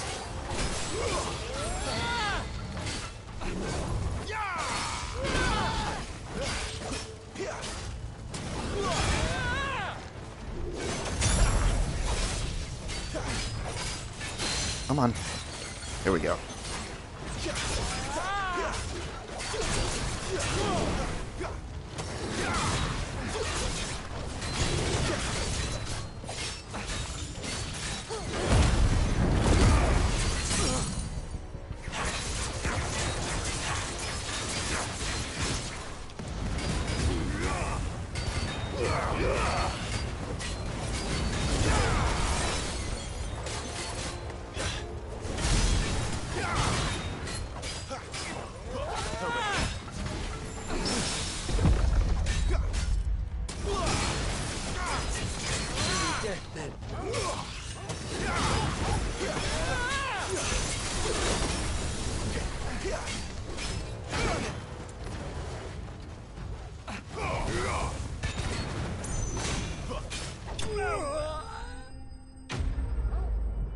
That's better.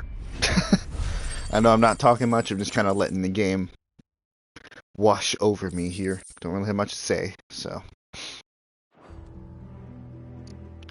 Other than, how could you not see this coming? Your mother always hated you. Did you not see any sort of problem with her? I'm sorry, Lady Hannah.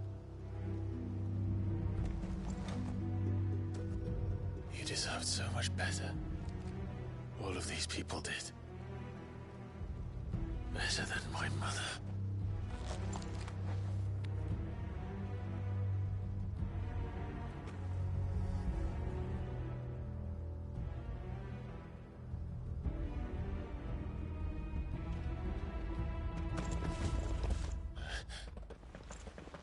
We're too late.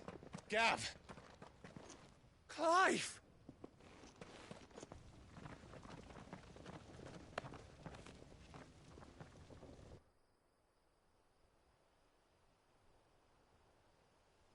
Acting on the orders of the Duchess, eh? We knew Eastpool was harbouring bearers. Thought they were safe enough hidden up here, but someone must have let slip.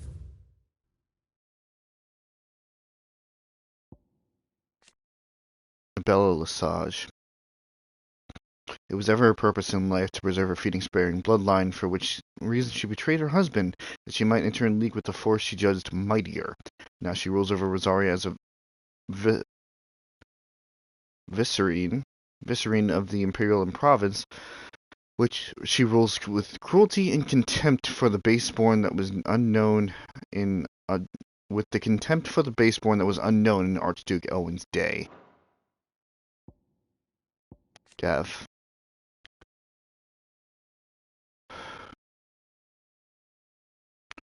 Sid's faithful scout, the ever-agreeable fellow, volunteered to follow after the dominant that Clive had so long been hunting, only to find himself being hunted in turn by the Imperials.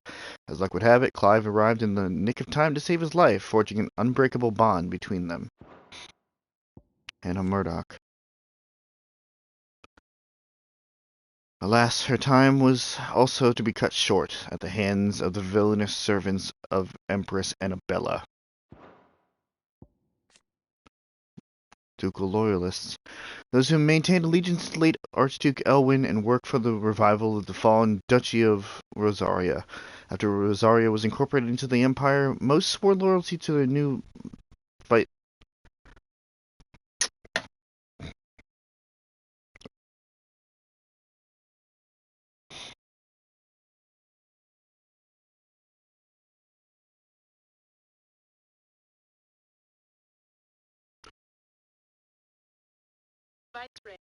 Vicereign. If they're gonna keep using this fucking phrase, then I might as well learn how to speak it correctly. Most swore loyalty to their new vicereign, the Empress Annabella, even more converting after they saw how those who refused to change their allegiances were persecuted. This persecution was only to grow, culminating in the burning of Eastpool by Imperial troops on the pretext that their reluctance to surrender Rosalith's bearers to the constabulary proved their disloyalty to the Holy Throne. The term had a different meaning in the time before Imperial occupation. Rosaria was founded by the union of several small independent nations, each led by its own noble house. These houses remained powerful even after unification, sometimes leading to friction between the loyalists who argued for the Archduke's ultimate authority and the separatists who pushed for the return to autonomy. If they'd have only come to us sooner, none of this would have had to happen. Fuck! My mother always did despise bearers. The way Father embraced them when the other nations spat on them as slaves. The way an accident of birth gave them a power that others lacked. But why kill everyone? They meant no harm. They just wanted to be free. This world judges that a crime punishable by death. Which is why we're going to change it. Gav, we want to help. Thought you'd got your own stuff to be getting on with. We do. But it can wait. In that case, we should head back and tell Sid you've had a change of heart. He was always on it yet to join us. All right. And we'd best be quick.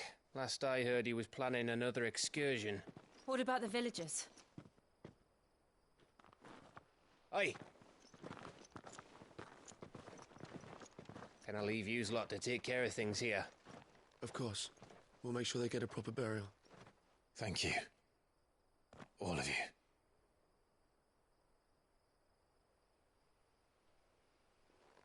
When you're ready, then.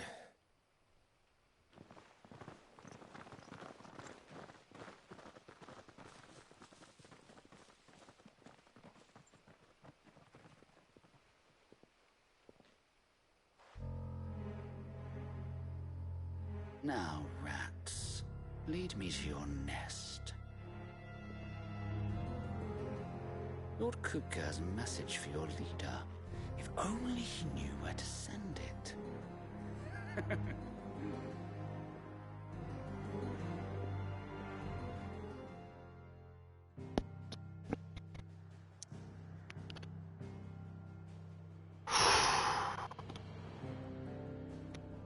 Eastpool, a once proud village all but abandoned following the heartless slaughter of her people.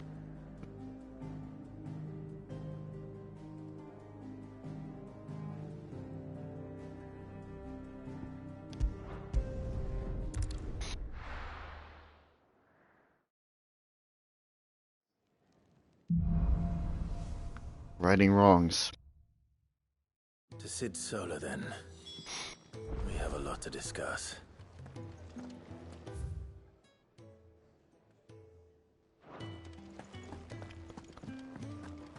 I heard Otto barking at his lot earlier.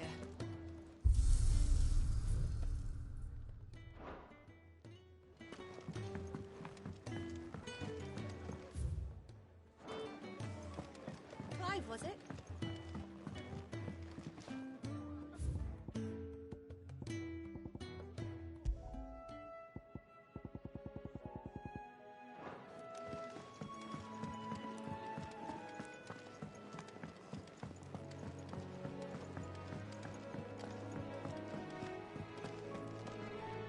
And what do you want? Going purse weighing you down?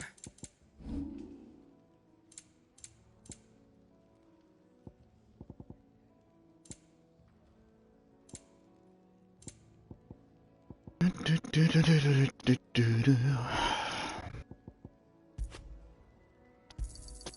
be thankful you got that much. I reckon I can find a buyer. You got out else?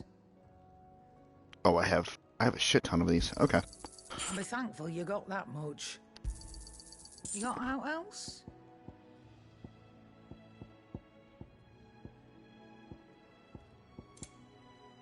Come again. Oh, don't, yes? What? If you're gonna buy something, be quick about it.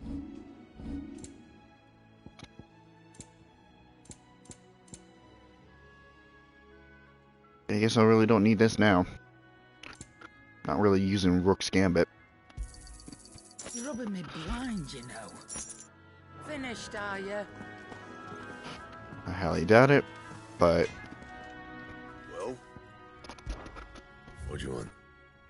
Bastard sword. About reinforcing anything? I doubt it. Yeah. And? Probably not yet. Alright. Gonna take a quick break.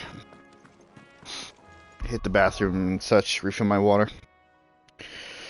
And we'll be back, where we will talk to Sid about our next move.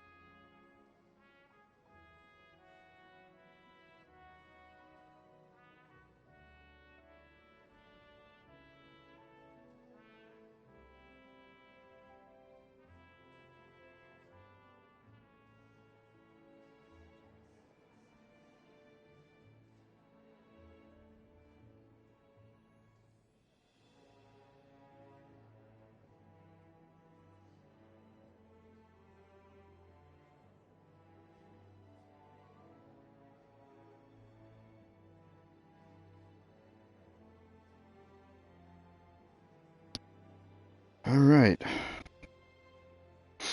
Back to it then.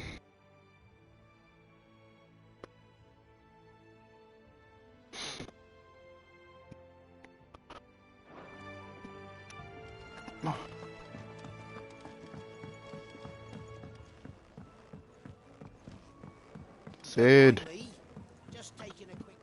Sid. Come on. I'm back. Oh, hey, Jill. We can keep running. Or we can walk through this door. We can keep running. Right. Or we can walk through this door.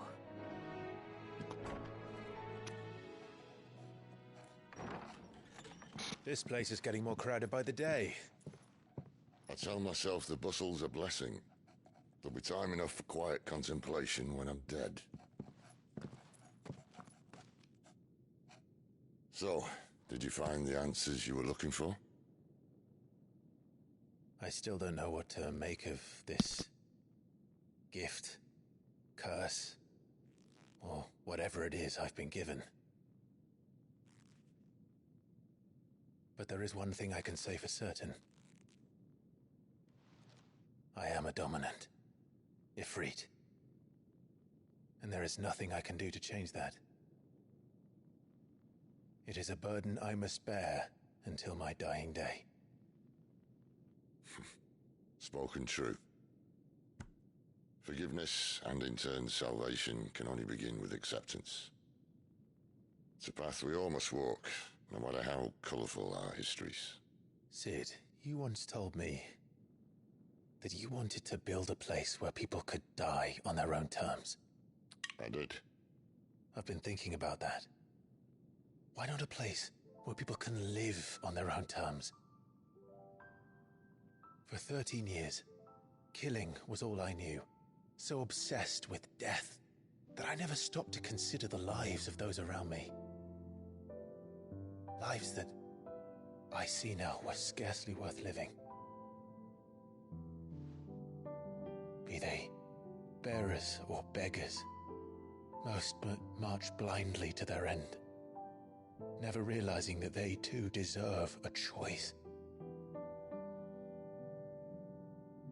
And I dare not turn a blind eye to their suffering any longer. So, atonement then, is it? That was the answer we found. The only one we need. I'll be expecting you both to pull your weight. And we will.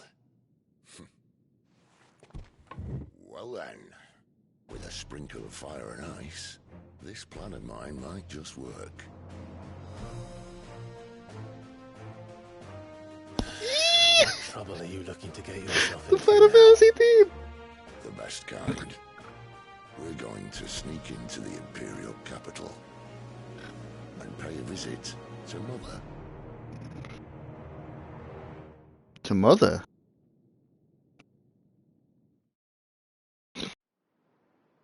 Okay.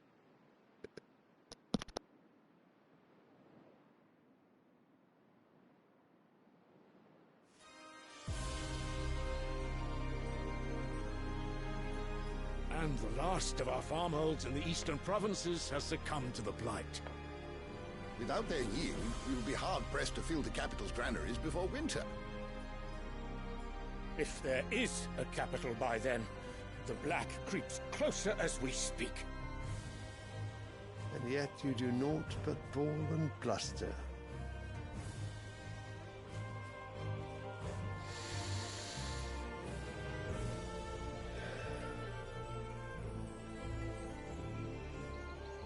Your Radiance?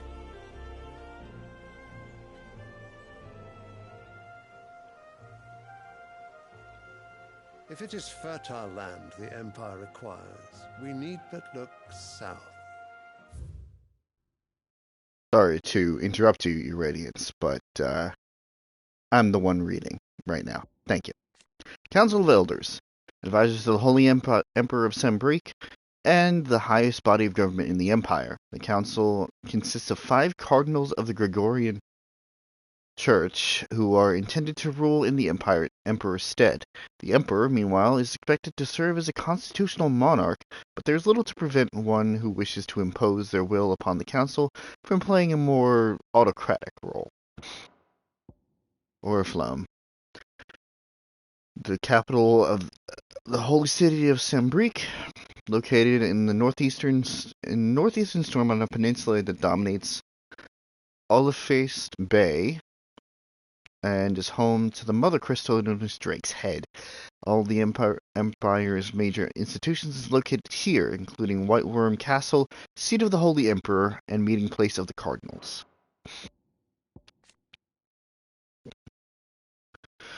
Holy Empire Sembrique, a nation occupying the northeastern reaches of the Continental Storm, with the great city of Oriflame as its capital. Political power in the Empire technically resides with the 5 cardinals, but even they are bound to the whims of the Holy Emperor in those manners of state in which he takes interest. In the year 860, at Emperor Sylvester's behests, the cardinals agreed upon a plan to liberate Rosaria from the marauding forces of the Iron Kingdom, after which the duchy had little choice but to bend the knee and become an imperial province.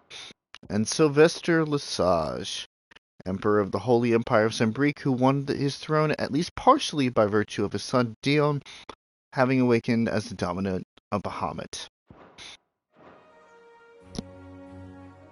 If you mean the Crystalline Dominion's holdings, we are bound by mutual accord. Theirs is a neutral state whose borders we are sworn to respect. Gentlemen, did we swear to see our people starve? Well, I really do think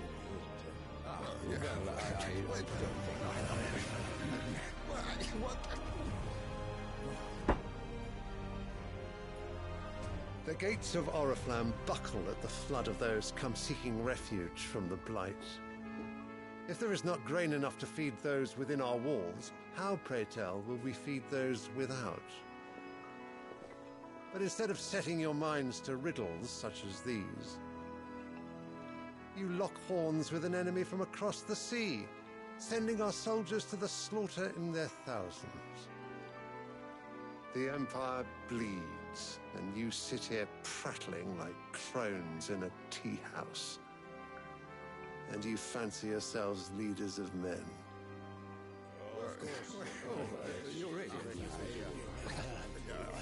Sanbreque is naught without her citizens. We are but their servants. If their land is being wrested away, it is our duty to claim new lands for them. Your Radiance! You cannot mean a war of conquest. That is exactly what I mean. It is time we expanded our dominion. This is the will of great Grieger.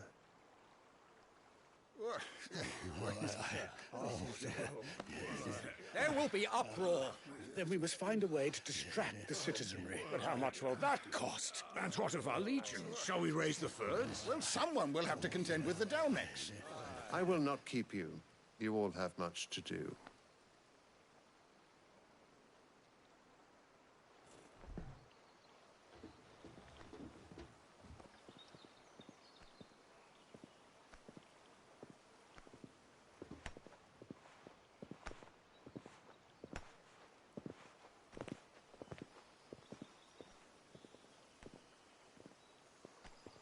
Where is my son? The Lord Prince is currently garrisoned at the Strait of Arthur. If it please you, I can send word requesting his immediate return to the Holy Capital. That won't be necessary. Tell him instead to see to his wounds. Bahamut's strength will be needed again soon.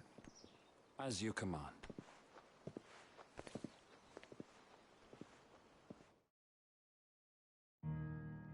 Oh man. Something titled as the Empire doing a war of conquest? You mean to tell me that the Mother Crystals are the reason the world is dying? Are you mad? I have been called that on occasion, but no, not today. We've all seen it firsthand. Empty wastes where once were green meadows. Land drained so dry of its ether, not even the rats remained. But where was it all going? I spent years searching for an answer, until I saw it standing right in front of me. There, in the self-same crystals we look to for their so-called blessing.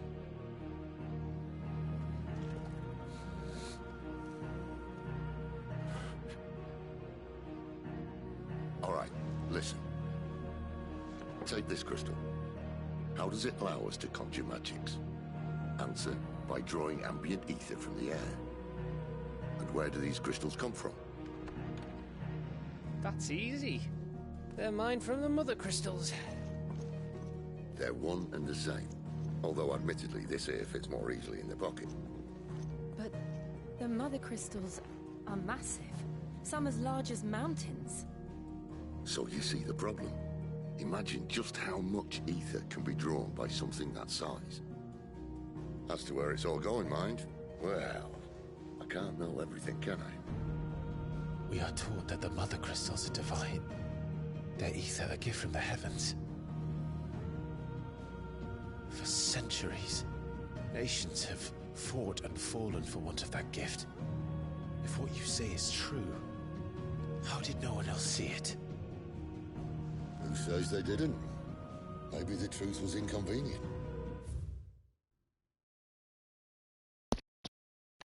This is a really interesting turn in the way that Final Fantasy works. Final Fantasy has built its legacy, quote unquote, on in terms of like in-world lore, on the idea that ether and the crystals give people magical abilities. This happens in many, many different forms, mind you, but the long and short of it is that if we go back to all the way back to Final Fantasy 1, there are 4 crystals, one for each element: fire, water, earth, air.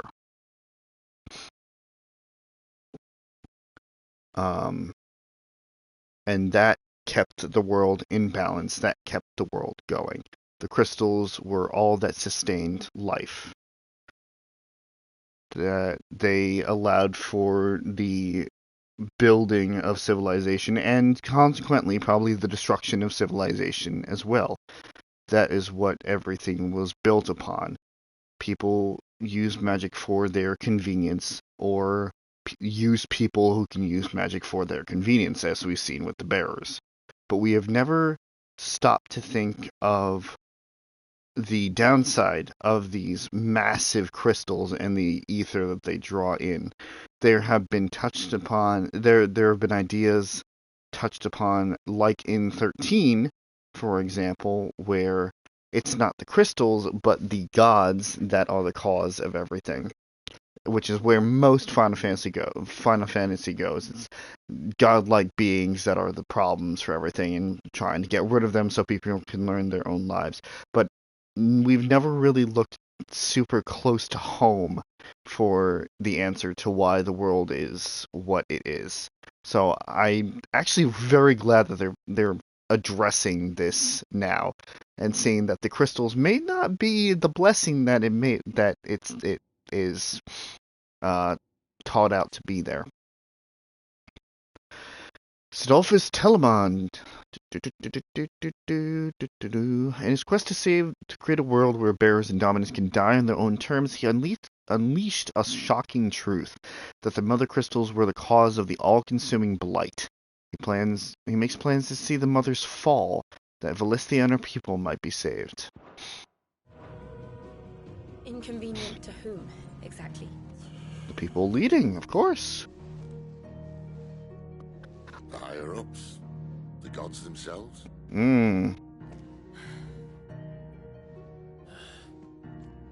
So now you want to do something about the crystals? And what? We're not helping bearers and dominants anymore. I didn't say that. I made a promise and I intend to keep it. But if we continue down this path, there's only one fate that awaits the realm. And we can't very well set our people free if they're all lying dead in a blighted ditch. He has a point.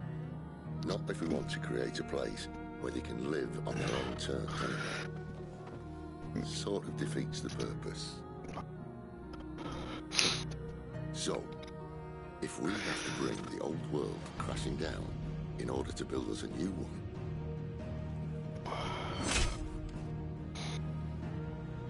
What say you? Are you with me? Hell yeah.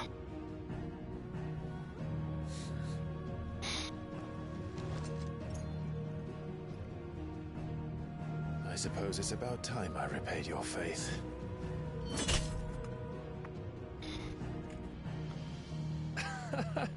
You could have just said aye. But it's nice to have you aboard all this.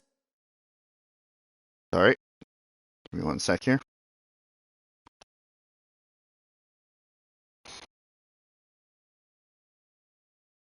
Jim.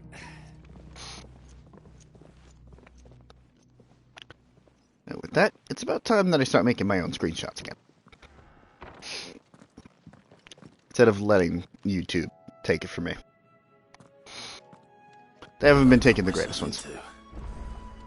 I'm going to need more than a few potions for this. If everything we were taught about the Mother Crystals was a lie, then what else might we have been deceived about? I'll give you two a moment to sort out your kit. It's a long walk to Oriflamme. I wouldn't want you keeling over on the way. Fair enough. Time for more side quests.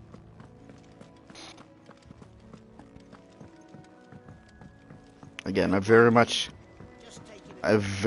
enjoy this change in direction in terms of plot that they're going for. You've lost a letter. Nothing too important, I hope. Not just a letter. I lost everything. There's a hole in my damn pack, and fool that I am, I didn't bloody notice. It can't be that bad, surely. How could it be any worse? I'm a courier. I carry things.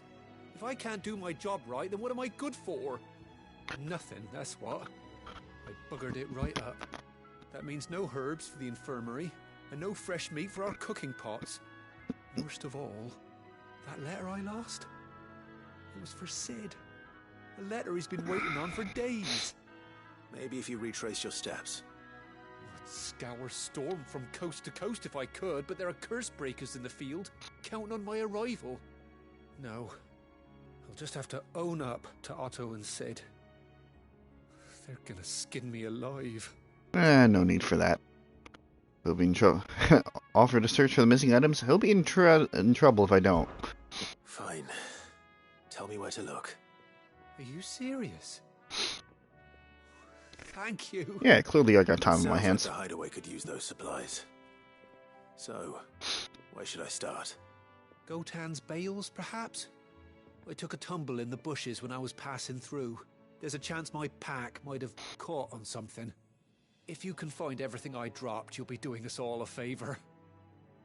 And if you can find Sid's letter, you'll be saving my life. If it's there, I'll find it. Wonderful. Now, I have to run if I'm to make my next delivery in time.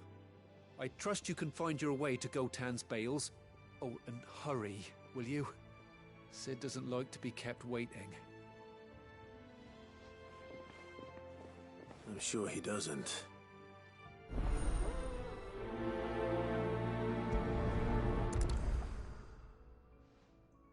The letter won't last very long out in the elements. I should make for Sambrek as soon as I can.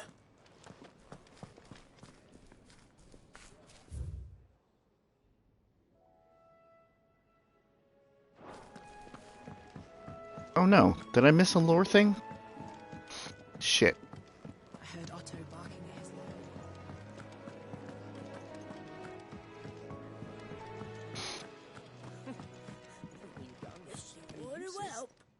And how might this old soul use?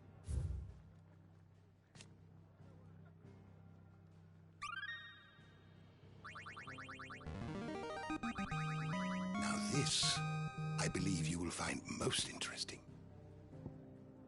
Alright, let's take a look. Continental Accord. An international pact made at the dawn of the present era in which such matters such as the treatment of bearers and the establishment of a realm-wide currency were laid out. It formed the basis of much of the Valisthian society as it stands today, including the branding of bearers and their status as non-persons. It also puts in place a universal calendar marking a symbolic fresh start for mankind, albeit one which puts magic users at a crippling disadvantage. And the founder. Ugh, alright. Fear and uncertainty reigned in those early years following the sins of Zemeckis?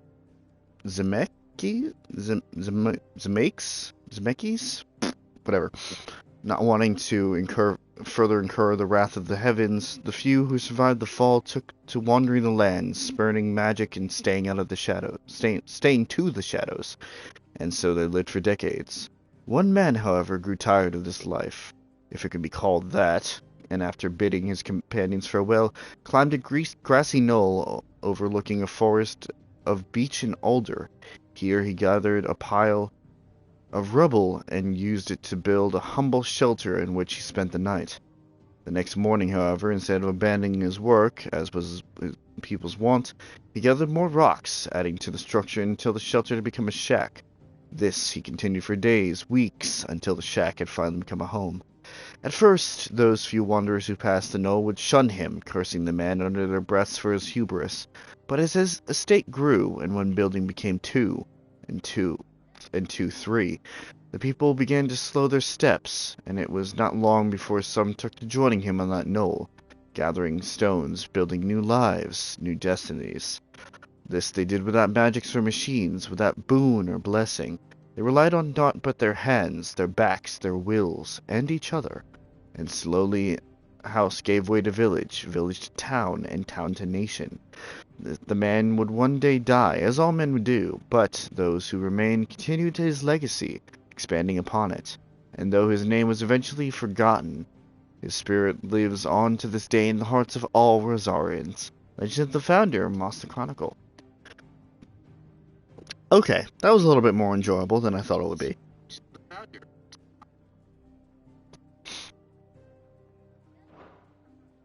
If you have a question for me, I should be happy to answer it.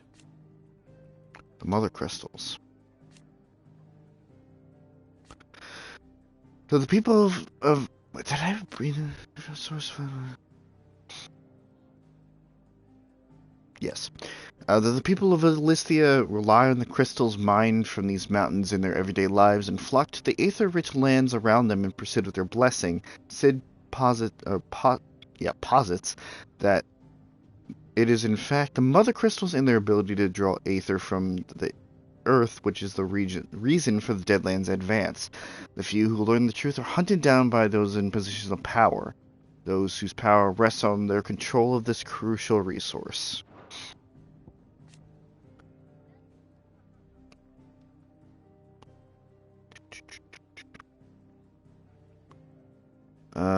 The Empire is ruled by the Holy Emperor, the one true goddess made flesh, according to Gregorian faith, who is served unquestionably by the sworn Knights of the Blessed Dragon, known more commonly as the Dragoons. Drake's Head. A mother crystal situated on the Sea of Grace in northern Sembrick. Drake's Head towers over the holy capital of Oriflamme, and its mighty form a testament to the power and permanence of the Empire. However, mysterious aether floods and the specter of the ever-encroaching blight have led some in power to call that permanence into question. The High Cardinal. First and foremost of the 5 cardinals who make up the Council of Elders, second only to the Holy Emperor in the Imperial Government. It is his role to lead the Council in governing Sembrick in the Emperor's stead, providing the latter does not overrule his decisions. His authority is absolute. Oh my fucking god. I keep missing this shit.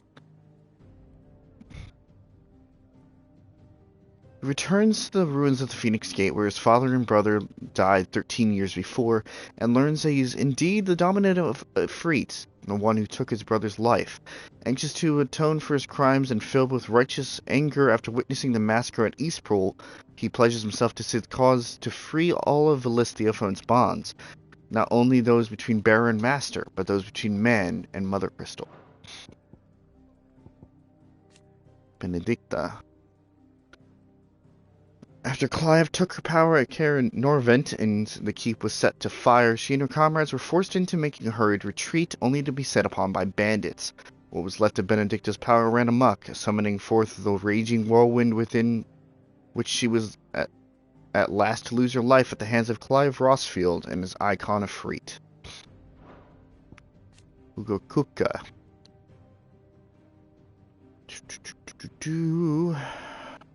Kupka's awakening as dominant of the Icon Titan thrust him to the forefront of the Dhalmekian politics, winning him influence over both the Republic's armies and its policy-making, as well as a personal fortune. His greatest treasure, however, was always Benedicta Harman. So when a servant of Willode informed him that his love had been slain by Cid, his fury towards the outlaw and his allies knew no bounds. Dion Lesage. Firstborn son and loyal subject of Emperor Sylvester, ruler of the Holy Empire of Sembrec, as well as the leader of the Emperor's most elite fighting force, the Dragoons. Dion is also the dominant Bahamut, Warden of Light, and has often been called upon to summon his icon in defense of his countrymen. Most recently in the year of the realm 873, when Odin took to the field against them in the Battle of Belenus Tor. Barnabas, King of Willode, and dominant of Odin, the Warden of Darkness. At the Battle of Belenus Tor, he not only took personal command of the royal army, but rode into the fray himself, galloping through the air atop his six-legged steed, and goading Bahamut into a duel that shook the skies.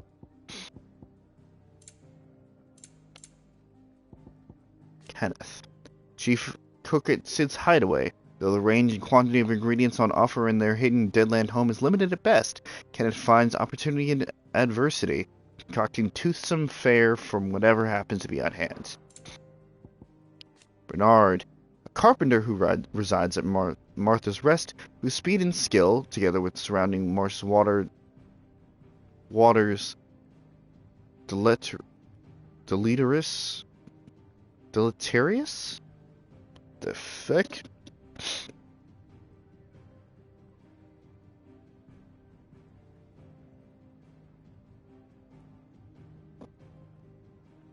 Causing harm or damage. Deleterious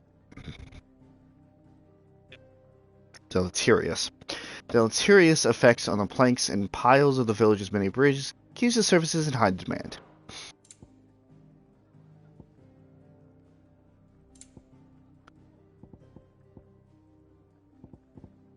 Attendant to the Crown Prince. Second in command of the Dragoons, the foremost fighting force of the Holy Empire of Sembrec. His sword remains ever ready should anyone be foolish enough to make an attempt on the life of his liege lord, Prince Dion. The Apothecary. A place of worship located in the depths of the Phoenix Gate, an ancient stronghold on the northwestern border of the former Duchy of Rosaria. A large mural dominates the sacred chamber, where the rite of ancestral communion, a ceremony carried out by the duchy's dominant prior to marching into battle, was once performed.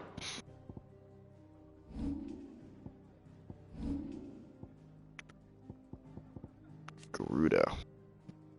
The Warden of the Wind, who Benedicta transformed into during her ill-fated flight from the Empire. It takes the form of a feathery harpy, summoning storms and tearing into the flesh of its prey with its hawk-like talons. Its dominance is most often born among the descendants of the Motes of Wind, an ancient tribe that once dwelled in the lands spanning the Strait of Otha, what is now the Crystalline Dominion. I'm doing great at reading. Bahamut, the Warden of Light, whose power dwells within Dion Lesage, the Prince of Sembrec. In the Holy Empire, the Gregorian faith holds dragons to be the sacred creatures, and Bahamut is the most sacred of them all. Because of this, as well as the protection it grants them, the icon is loved and revered by the imperial populace.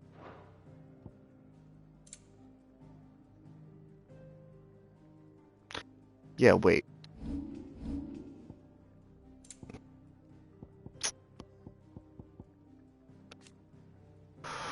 Glademond Abbey, a clutch of humble stone buildings perched above Sorrowwise Bay in the imperial province of Rosaria's southeastern lowlands.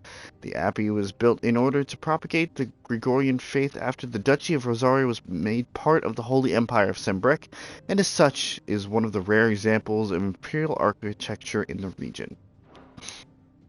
Eastpool. A hamlet located in the eastern part of the imperial province of Rosaria. It was once surrounded by fertile farmland, but the southward creep of the Blight eventually drove out most of its inhabitants. In the aftermath of the attack on Phoenix Gate in 860 and the Ironblood invasion that followed, many fled here, including bearers who had lost their masters. The majority of the population, however, was wiped out in the culling of bearers ordered by Empress Annabella, and now the village lies abandoned and in ruins. And the Purge of Eastpool was a brutal attack on the Rosarian village of Eastpool in the year 873. Annabella Lesage, Holy Empress of Sembrek and Vicereine of Rosaria, ordered that all bearers being harbored by the villagers be slaughtered, along with those ducal loyalists who had been giving them shelter. In the ensuing massacre, Eastpool's population was effectively decimated, and ultimately the village was abandoned.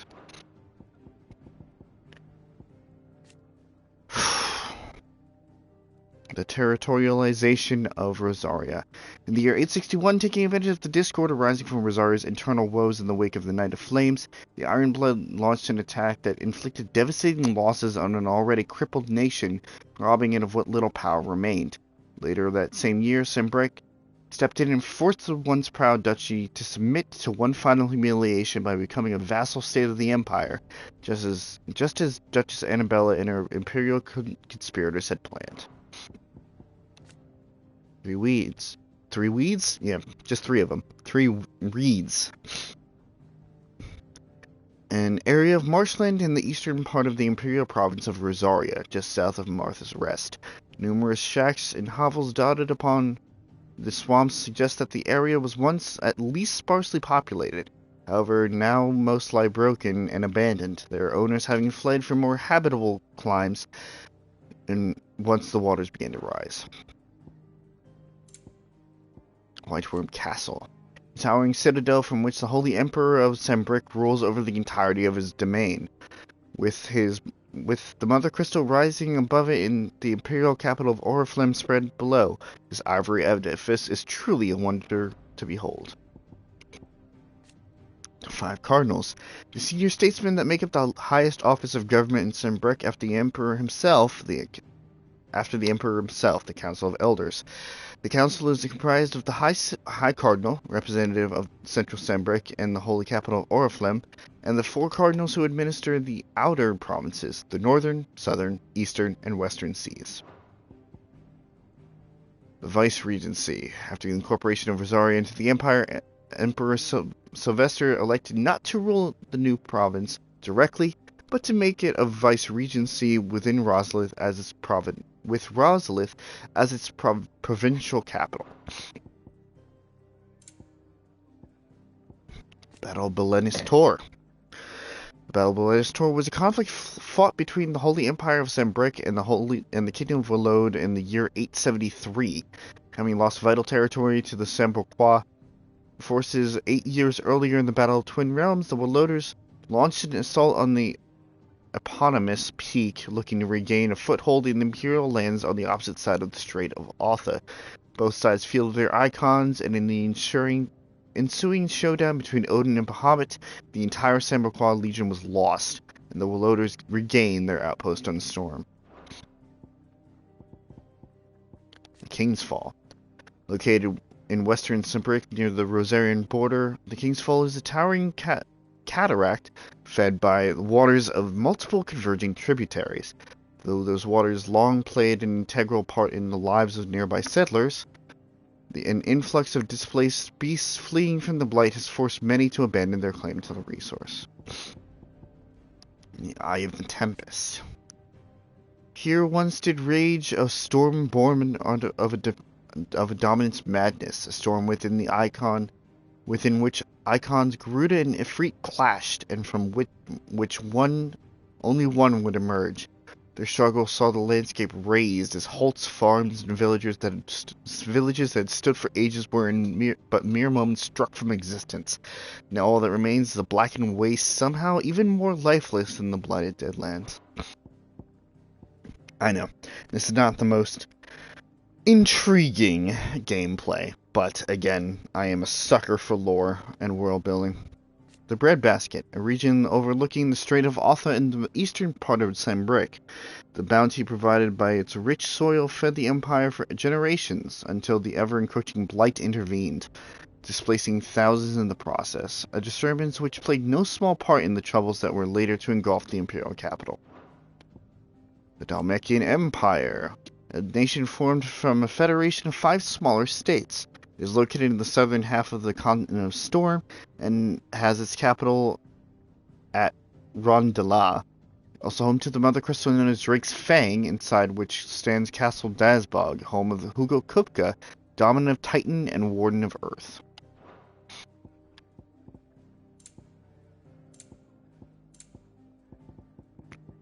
Royal Knights of Walode. Kingdom of Walode's main battlefield forces, who's also known as the Kingsguard. While they're ultimately answer to King Barnabas, the Knights orders are usually issued by their Lord Commander. The Royal Intelligencers, a special unit led by Benedicta Harmon, dominant of Garuda, are a notable exception to this role, reporting as they do directly to the King. The Crystalline Dominion. A tiny independent state straddling the continents of Storm and Ash. Its capital, Twinside, is built on tiny islands or isles of Ark, from which its mother crystal, Drake's Tail, rises. The lack of a dominant has seen the Dominion become the subject of constant maneuvering over the years, both political and military, and it was only through the recent convening of a Council of All Nations that a non-aggression treaty towards the neutral body was forged, and a tenuous stability among centuries-old rivals achieved. The Strait of Otha, the narrow channel to the north of the Crystalline Dominion that separates the continents of Storm and Ash, with Sembrick to the west, Walode to the east, and the Dominion to the south.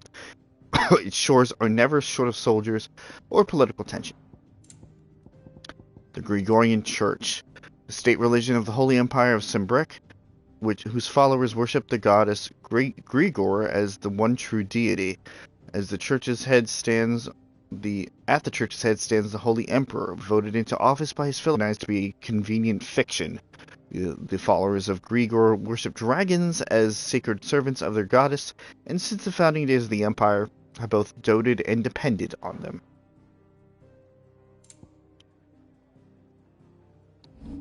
Mysteries of the Realm. What else we got? More bearer stuff? A person with the power of Belicia. Though the powers do not begin to approach those of almighty dominance, they too suffer from the crystal's curse, gradually turning to stone over a lifetime of channeling ether for others. Branded soldier. Bearers forced to fight for the nations that enslaved them. To stymie the urge to flee, the penalty for desertion is death, and soldiers are encouraged to keep a close watch on each other to prevent others from doing so, the brand upon a soldier's cheek presenting an additional obstacle. And so most follow their orders, turning steadily to stone with each draw on the ether, to lose one's life, to the curse being lauded as a hero's death.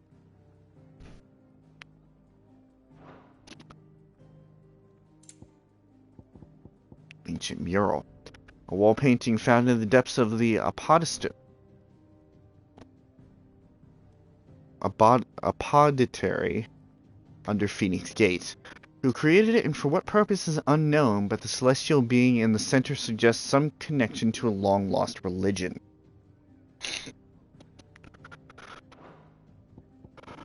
Aegis. What? Oh no. Ultima's Thralls. Excuse me? Ultima's Thralls? Twisted, glowing blue creatures that awaited Clive and Jill deep within the Phoenix Gate and tried to prevent them from gaining the innermost recesses of the apoditary. Oh! Oh, I see. That's not good. That's not good at all. What did I miss? Dominant.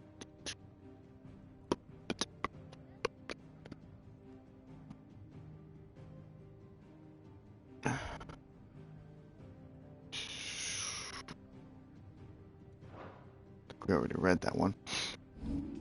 Pretty sure. Minotaurs. Towering beastmen that combine the heads of an oxen with bodies eerily human. Minotaurs are abnormally aggressive, a trait that suggests that little man remains within the beast, and roam the grassy meadows of Rosaria, doling out violence seemingly indiscriminately with their crude yet massive clubs. Despite the obvious danger, however, hunters will actively seek out these menaces for their lustrous manes, which often command exorbitant prices at market. Black widows. Like many arachnids, which use gossamer webbing to ensnare their victims, black widows prefer instead to cling silently to trees and cliffs and await the passing of an animal below, at which time they leap down and assault their prey with hooked limbs and caustic spit. They prefer dark, cool environs, and as such are rarely seen in Valisthia's southern deserts. Megalocrabs. Making a habitat of waters both fresh and brackish, these goodly crustaceans spend most of their time buried in the mud where they warm their sanguine humors as they wait for a potential meal to wander by. Since the time of the founder, the peoples of Rosaria have hunted megalocrab for its sweet, succulent, fresh, and creamy tamale. Tamale? The species having long been known amongst the small folk as fire crab for their bright red color and phoenix light patterns which emerge on the shell after boiling. Crayclaws. Found mostly in and around the lakes and rivers of Sembrek and Rosaria, these deadly predators are equipped with scissor-like pincers with which to dismember and eviscerate their prey. If that were not enough, the creatures take in water from their habitat to create highly corrosive juices in their bellies, which then they then spit out onto their victim's flesh to soften it, making it easier to consume. Oof. Antelopes.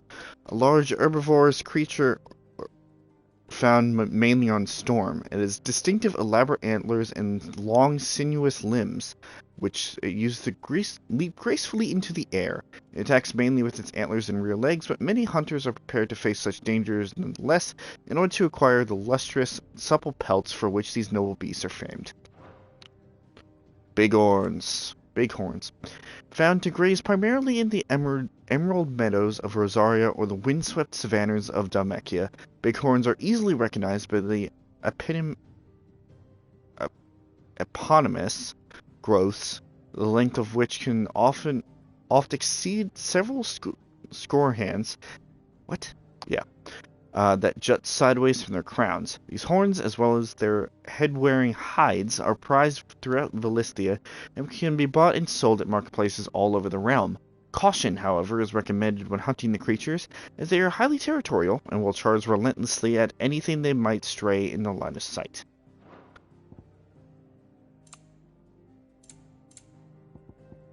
Adamantores. Anyway, enormous creatures with nigh impermeable and oddly fertile shells that play host to diverse flora that provide the painfully conspicuous reptiles with much camouflage in the bogs and fens that they call homes. At a glance, these lumbering giants may not appear much of a threat, but if at the first sign of danger they will retract their heads and limbs and whip themselves into frenetic spins that have been known to flatten entire homes. Bombs? Floating masses of self-contained flame found across both storm and ash, these creatures lack the flesh with which we associate with typical fauna, leading scholars of the natural world to posit that they are not descendant of any beast, but rather ungodly creations of the fallen. By suppressing their internal furnaces, bombs can allow their bodies to cool and harden until appearing not more than simple stones unworthy of remark. It is in this form that they hunt their prey, waiting until an unfortunate soul has stumbled upon their place of rest before rising from the ground to spew forth fiery gouts of death. Oddly, should the prey fight back, the bomb will not flee but rather combust spontaneously, sacrificing its own life to save the flock. Iron Giants. Oversized suits of armor animated by lost fallen magics. Deceptively swift despite their size, they wield both sword and shield skillfully and effectively, while the otherworldly plate which surrounds their vulnerable cores provide them with a nigh impenetrable defense. Yeah, they were bitches to fight. Did you learn everything you needed? Yeah. Do you need A lot of reading. help, Miss Molly?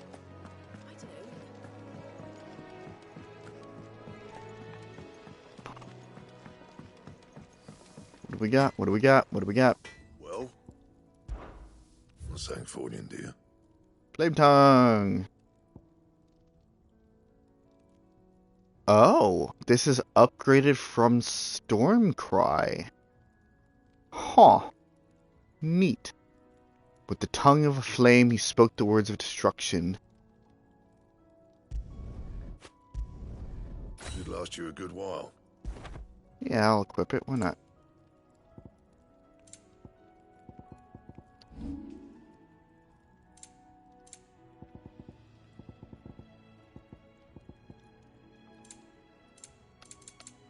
That it? Fine. Nice. Very nice.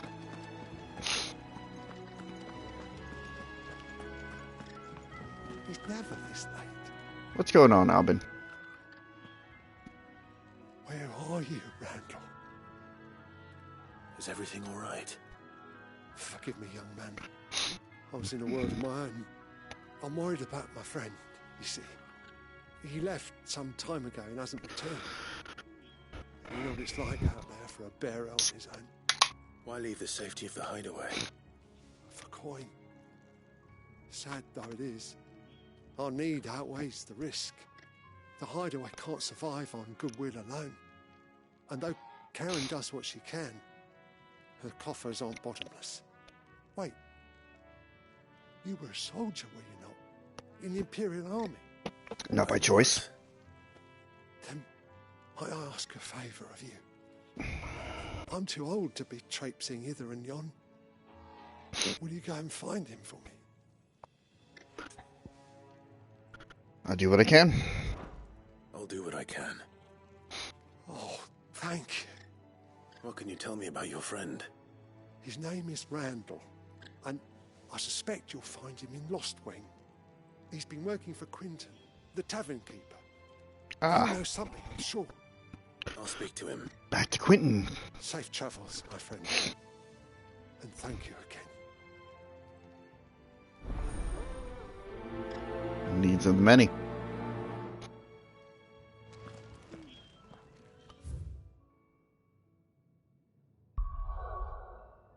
Alrighty.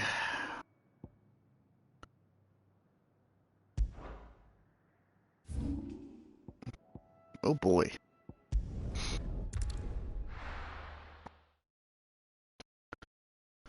Time to look for a fallen male.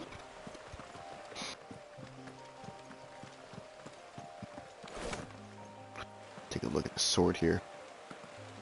Very nice. The courier said his pack might have split while he was passing through the bales. I better keep my eyes open.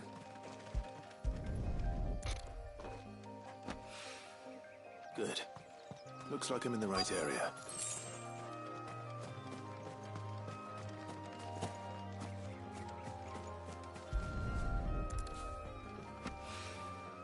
More of the lost supplies.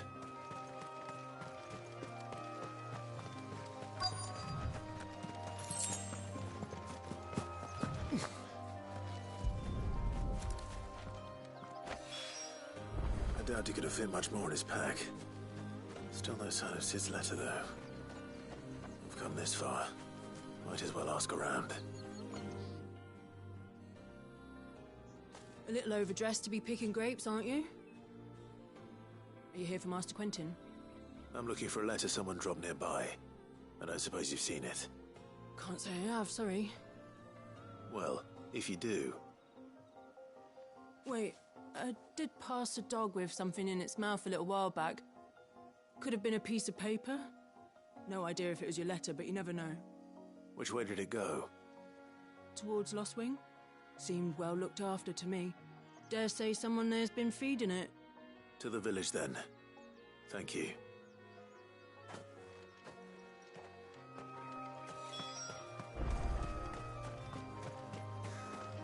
Wheel him.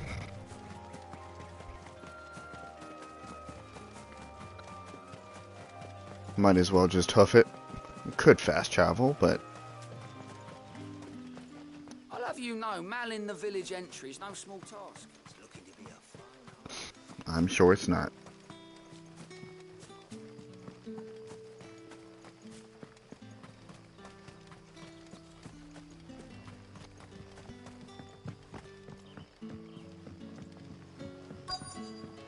Back, are you?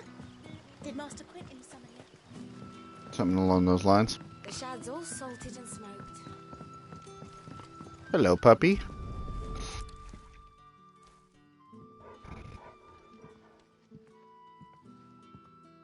It seems we have our culprit.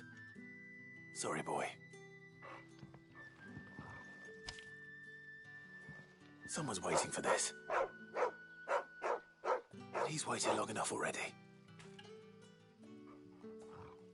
Hopefully this will keep our career out of trouble. A whole day on the line and then... And while I'm here... Oh, Master Quentin. How did the grocer know his daughter had been stealing? Oh. You got something new? What can I interest you in today? I don't know. What you got?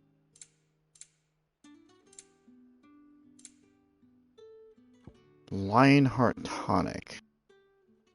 It is said that one's own limbs are made to be broken, but that doing so is easier said than done. Fortunately, there are ways of convincing the mind that such improbable feats are not only possible, but readily within reach, this tonic being one of them. Okay, sure. I'll grab some. I hope it's your liking. It... Keep fighting the good fight. Sure. Sun's setting fast. Quentin, let's not make this a long task, please. Ah, if it isn't Sid's young protege. To what do I owe the pleasure? I'm looking for a bearer called Randall. I hear he's been coming to you for work. He was expected back at the hideaway some time ago. A friend of his asked me to check on him. Randall, you say?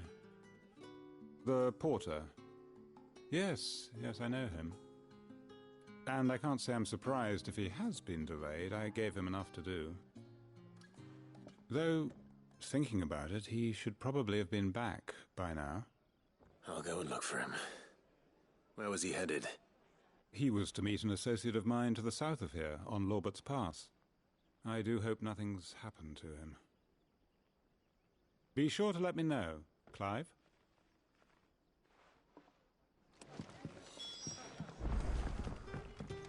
Okay. Looks like I'm huffing it. Can I have another cup, Daddy? We've none left for me.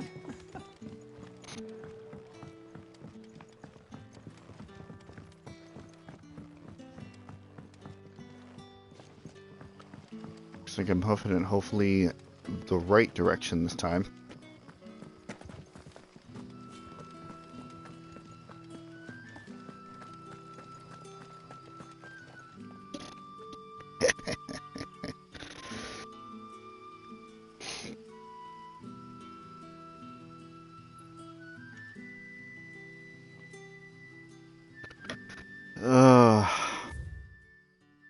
My friend Suzie has just discovered the joys of Skyrim.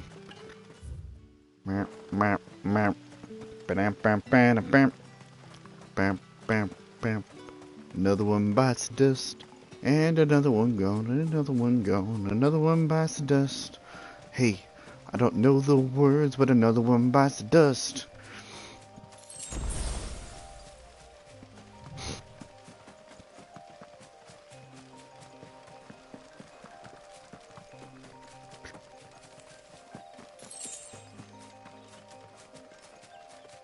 Randall. Oh, Randall. Oh, that's not good. You're right. Are you all right? The hanged man. Thank the gods. You're one of us. We were attacked. Beastmen on the road. Yeah, you don't look... Randall knew he didn't play the hero, but... the sod insisted on drawing him off. Where did this happen? Further down the road. In the clearing. Please. You have to see that he's safe. I'll do what I can. You go back to Lost Wing and tell Quentin what happened.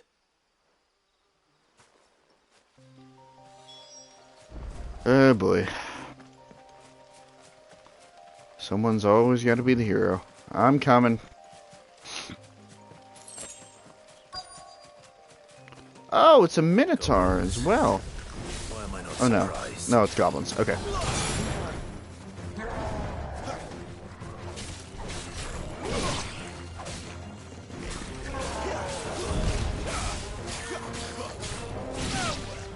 What the? Stay down. Ow. Where the hell did you two come from?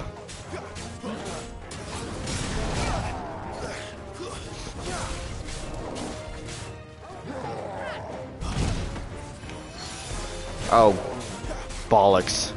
I countered that. There we go.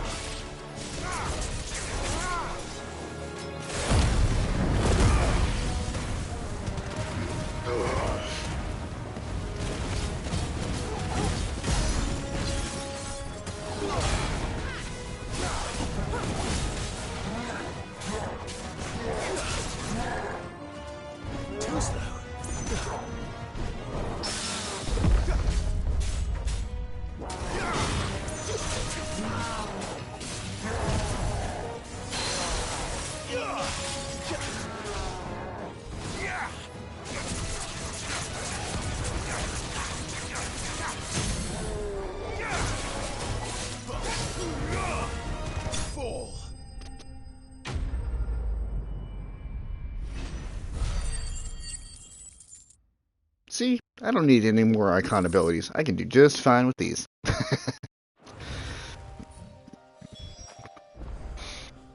Alright, please tell me that all this work wasn't for naught. Shit. Now! Oh, man. Sorry, Randall. Looks like I was too late. He doesn't deserve to rot by the roadside. I'll speak to Quentin. Ah, fuck me.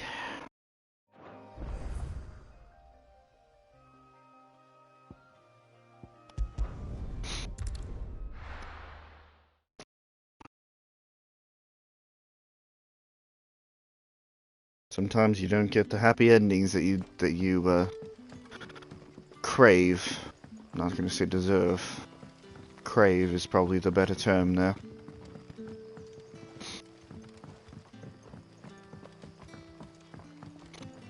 That'll be enough for today. But how did the grocer know his daughter?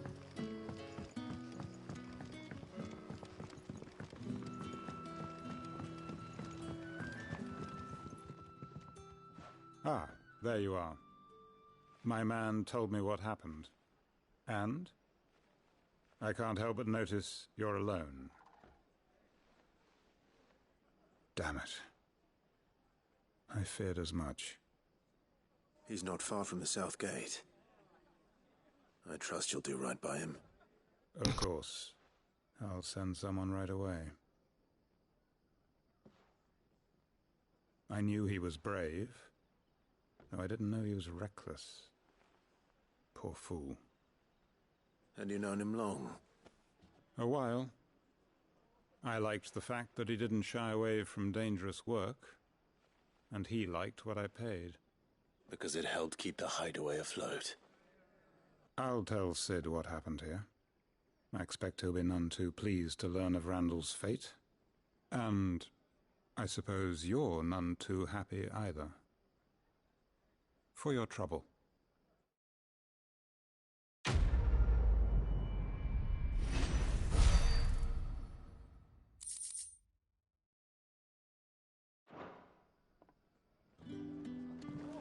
Oy vey.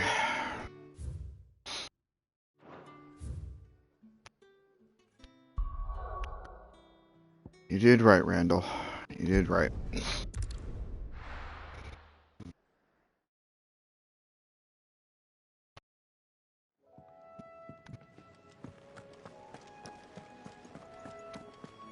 I heard Otto barking at his lot earlier.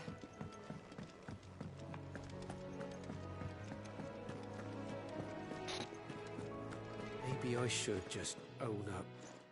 Well, there you are. I just got back to the hideaway and thankfully Otto hasn't seen me yet. I don't suppose you, Found the things you dropped. I did. I was so sure they'd be gone. And the letter? Only a little worse for wear.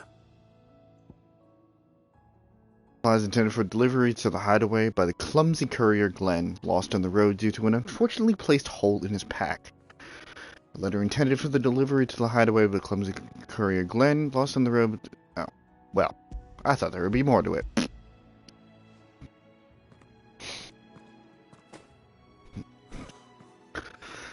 No more skulking about in the shadows for me then. And all thanks to you. Losing those supplies was one thing, but if Sid had found out about that letter... Is it about Cursebreaker business? If only. It's from his daughter. Say what? She's studying in Canver. Motherfucker, Sid has a daughter? While she's away.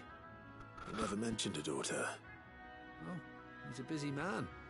And thanks to you, he won't be wasting his time smiting careless couriers with levin boats. He better not. So you He's did us killing both a himself service. using that. Here. For your troubles. If there's anything you're wanting from Sid, today's the day. He'll be sweet as honey once he gets his hands on this. I think I can convince him to give me what I want anyway. Actually, no. He straight up said that I wasn't his type. Fuck. Wanted to send a message.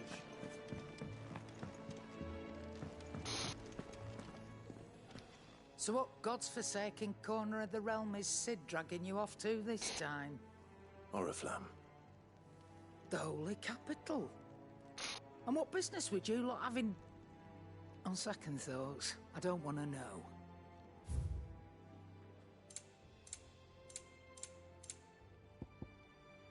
Alright, heat wave. Mm-hmm.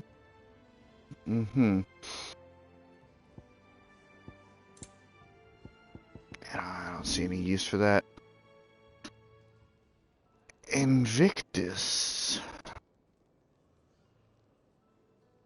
Once a set of 7 swords that have been...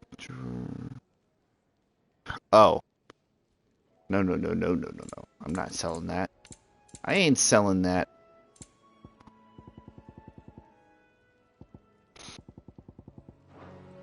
Speaking of Oriflamme, I hear the trading routes leading south have seen more than double the usual traffic. If you ask me, summat foul's brewing. And it ain't Tyre's borbile tea. Oh, just go and see Otto, will you? All right. Oh boy.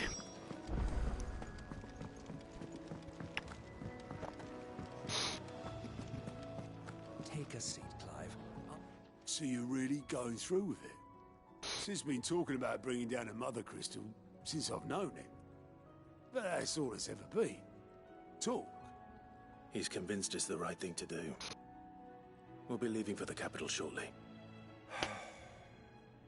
Well, you couldn't have picked a better moment.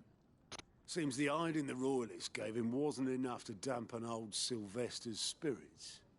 His legions are on the march again, this time due south. Another war. All as the great Grieger wills it. Bloodthirsty little miss, that one. That's God's for you, innit? Still, might work to our advantage on this occasion. Wars breed chaos. On the front lines, and at home. With a fair wind behind them, a handful of like-minded ne'er-do-wells could melt into the back alleys of Oriflamme. No trouble. It's making it to the capital that's the problem. The checkpoint. That's right. Anyone travelling in or out of Oriflamme has to go through Northreach. Lucky for you, I might just know of a way. This? Well, no, not that. That gets you an audience with the Dame. And it's the Dame who'll see you safely through Northreach. I'll send the Stolas in the morning. Let her know you're coming. We go way back. And she's a true friend of the cause. I'm sure you'll get on like a house on fire. That's good of you, but who is this Dame, and where will I find her? She's the proud proprietress of Northreach's foremost house of ill repute, the Vale. And she's quite a woman, if you know what I mean. A woman. Right. Don't go blinding her with your charm now, lad. I'll be expecting a full report when you get back. Right.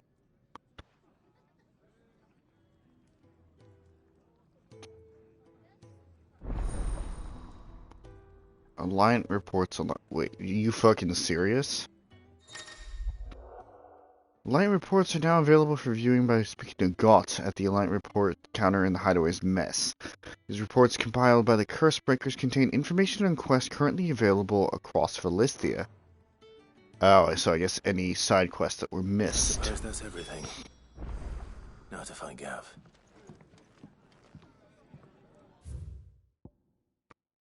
The Dame.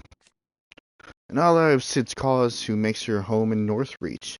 It was she who informed the Hideaway of the redeployment of Semperqua's legions following their chastening by Lode at Belen's Tor, and is she who will secure Clive's passage through the Northreach checkpoint. Oh, you're the new lad, aren't you? Goat at your service. Well, Goats? The Hideaway service, Goats? anyway. Otto's put me in charge of reading through the reports sent in by our allies and picking out any problems that might warrant the attention of the Curse Breakers. Or any other willing volunteers. And there's no shortage of problems. Okay. As I can tell you. Or maybe I don't have to. I'll warrant a strapping lad like you's got people begging him for help wherever you go. Anyway, if you're ever interested in taking a look over the list, just say the word. Reckon you could probably tick off the odd thing here and there. They say little acts of kindness are their own reward. But if that ain't enough, these have got proper bounties on them and all. What about you? Me? I do what Aldo tells me. I suppose you could say I'm his right-hand man. He's our master, but not nearly as hard as my old one was. When that man beat me bloody and threw me out on the streets to die, it was Aldo who found me and took me in. The way I see it. I owe him. And so I help him look after ledgers, as well as reading through all the reports that come in from our allies across the Twins. And if it sounds like someone out there needs help, I make a note so I can point any willing volunteers in the right direction. So, what'd you say? Are you willing? There's no surer way of turning Otto's frown a little less frowny. What do we got? Use God's Alliant reports to not only find new quests around Philistia, but also travel immediately to the obelisk waypoint nearest their location. Ooh. Ooh-ee-ooh-ah-ah.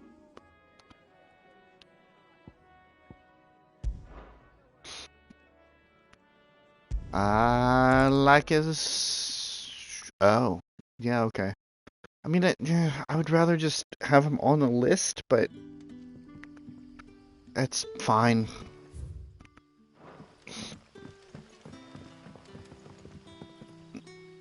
Ah, you're Sid's man, if I'm not mistaken. You are correct. Couldn't trouble you for some assistance, could I? What do you need? Depends. What do you need? Some new bearers from Oriflamme just arrived, and it cost Master Quinton a pretty penny to convince their owner to part with them. Man must have been a bloody tyrant. Can't get a peep out of them, try as I might. They're probably terrified of you. You're probably right. Dare say it'd take a bearer like yourself to open them up. So, will you have a word with them? Help them settle in? I can try. I can try. That'll do me. Tell them they're safe, and that if they need anything, they just have to ask. I'll let them know. Appreciate it. They're sitting over there, taking a long overdue breather, looks like.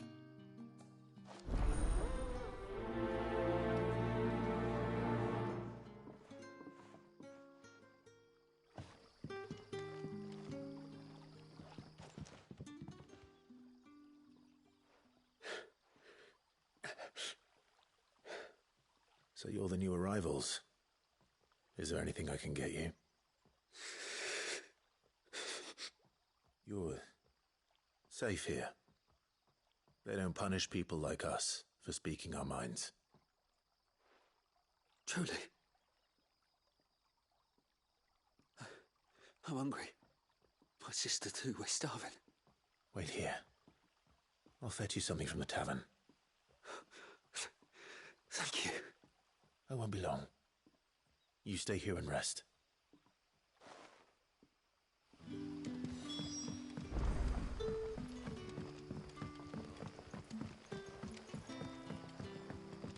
But how did the grocer know his daughter? I would say something about, hey, if you need help, you should just, open your gob and ask. But, man, that would be so hypocritical. If you've something to ask, ask. Oh. What is there to know? Some would call me mayor, others master. The people of Lost Wing know the truth. As for my relationship with Sid, suffice it to say that he and I share certain mutual interests which have brought us together. We are allies of convenience. Nothing more. I scratch his back, he scratches mine. And neither of us lingers over long on the details. When I arrived... Lost Wing was no more than a collection of tottering hovels huddled in the shadows of the ancient's hubris. The ideal place, in short, for one who sought to escape the watchful gaze of the Empire. Yet... It was not until I had finished my survey of the neighboring hills that I realized the true value of this place. The soil rich, the water plentiful, and the sun strong, to wit, a most suitable environ for the growing of wine grapes. And so it proved, for our vintages now grace dining halls. From the free cities to the frigid north. It is a rare day. When we are visited by the soldiery, even rarer when they hail from across the Narrow. And for what? A domino that may or may not exist. Be it smoke or flame, no good was ever had grasping at either. Very good, then. Ah, can't believe I missed that. Can I have another cup, Daddy? I'll have 2 plates of whatever you're serving. Sorry. We've enough mouths of our own to feed without tending to the wants of outsiders. It's not for me. It's for some new arrivals. Oh, my apologies. I didn't see the mark. So you're a comrade. Well, in that case, you may have whatever you require. Take all the bread and wine you want. That's really all it takes. One look at the innkeeper's mark. Of course it is. I do as Master Quinton commands, as do we all. And Master Quinton commands that none of his favoured guests be left wanting. Well, don't keep our new comrades waiting. Take what you need and see that they eat their fill. Ain't that convenient? Yoink. Bread and wine. Hopefully this will be enough. Hey, if you're hungry enough, you'll eat anything.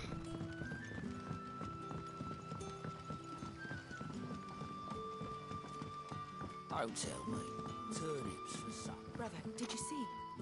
That bearer spoke to a master. What manner of place is this?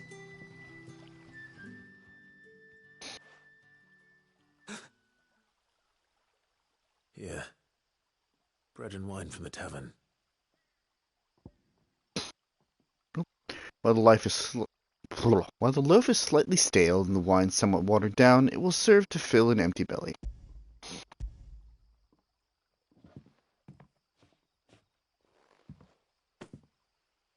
May we? Truly? Yeah. No, I brought it all the way here for me to eat and drink it in front of your face.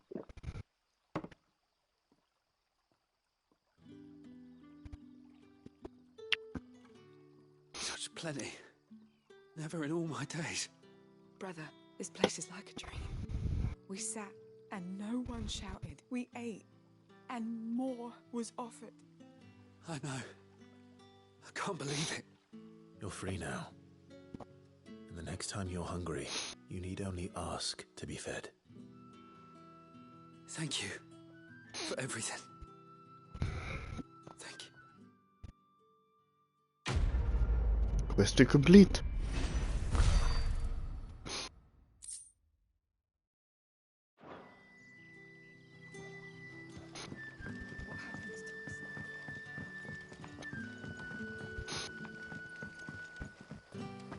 But how did the grocer know his daughter had been stealing?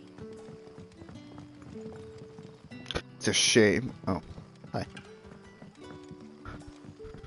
Every time I pass by, you guys are talking about the grocer and the daughter. I want to know the ending to that story. You can't fucking tease me with that and then not give me the ending. Master Quinton will never forgive me if I don't save that crop. What's going on? I want no trouble. Wait, that's... Oh, glory to Griga. You were the hanged man. I took you for a rogue. If you're a friend of Master Quinton's, then perhaps you'll help me. His vineyard, Lostwing's pride and joy, has been beset by a plague of giant wasps. And you need someone to solve your pest problem.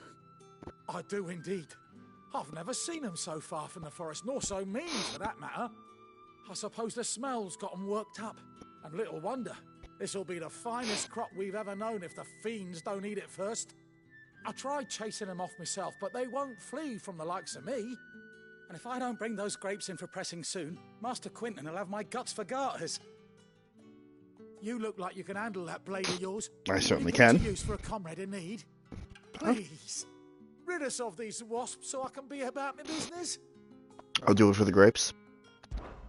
All right. I'll see to it. Oh, thank you. You'll find them over at Gotan's Bales on the edge of town. And hurry, Lostwing needs those grapes.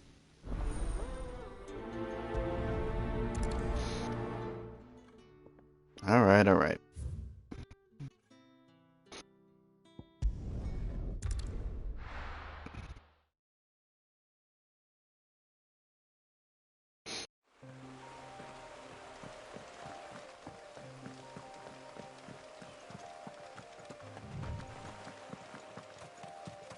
That must be the vineyard.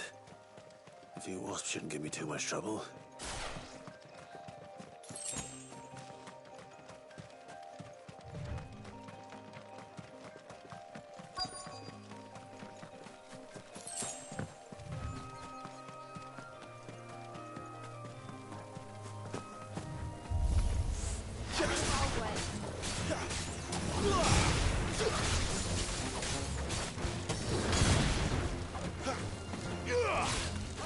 Stay down.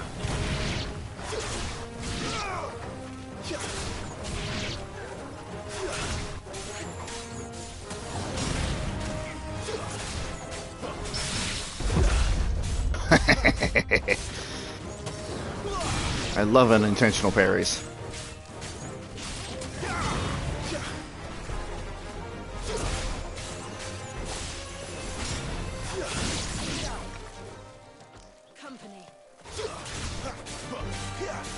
There's definitely more than a few wasps, but nothing to worry about.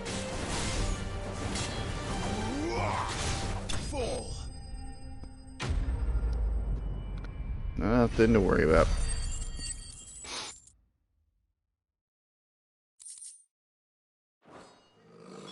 Looks like that was the last of them. I better let Quentin's man know.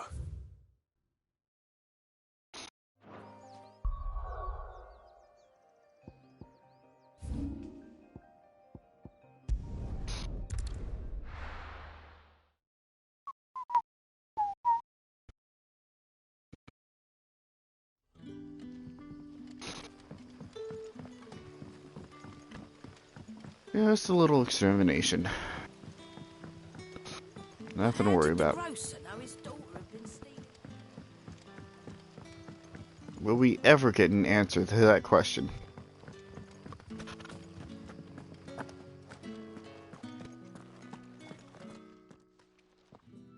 Those wasps won't be interfering with your harvest anymore.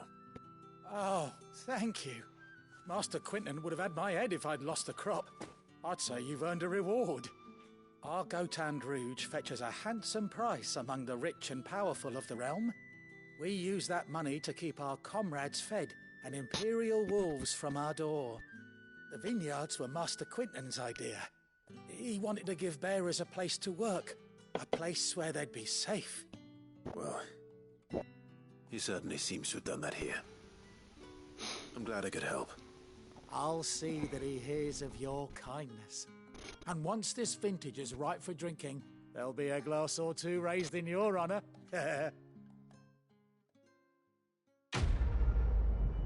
Really, you don't have to do that, but it's appreciated.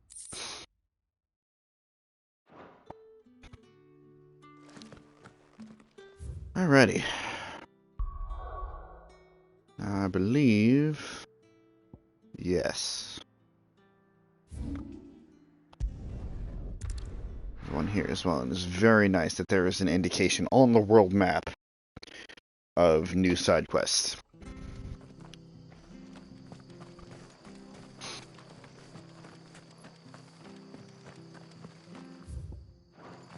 The tavern. It's done for. I've seen your face before. You're a friend of Martha's. Help us, I beg you. Help you with what? What's going on? Bandits in the Golden Stables. They're waving their swords around. I think they're going to kill someone. When I saw what was happening, I slipped out the back. I should have stayed, but... oh, please help them. Oh. Yeah, easy. Right. No problem. I'll see to your problem. Thank you. How many were there? I was out of the door too fast to count. They looked a nasty bunch, though. Be careful in there, all right?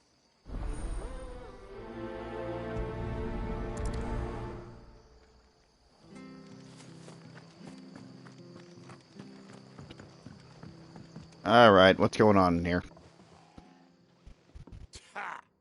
Golden Stables my ass. All Martha's hiding back here is coppers.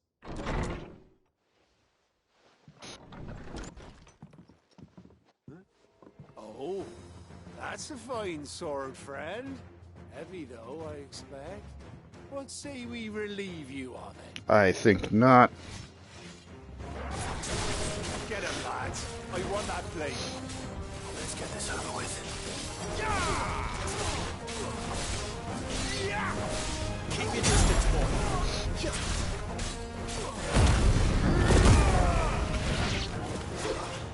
Give me!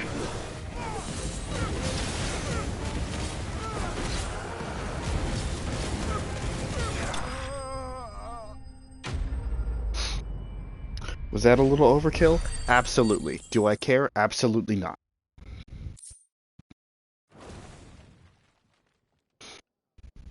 I'll be keeping my blade, thank you.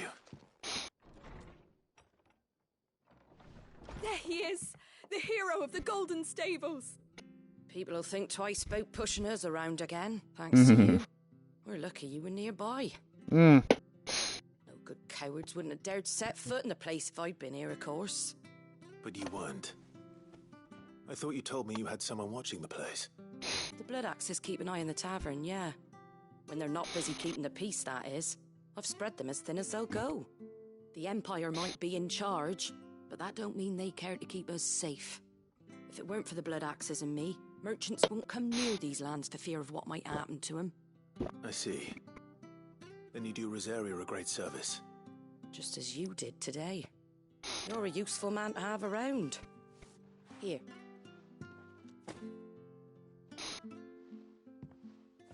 And there'll be a mug of something tasty waiting for you whenever you next stop by.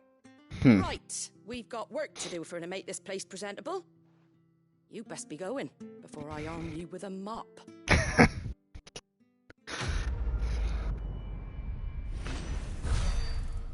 Mopping's not too bad. Whenever you're left to your own devices. Learn that the hard way while on night shifts.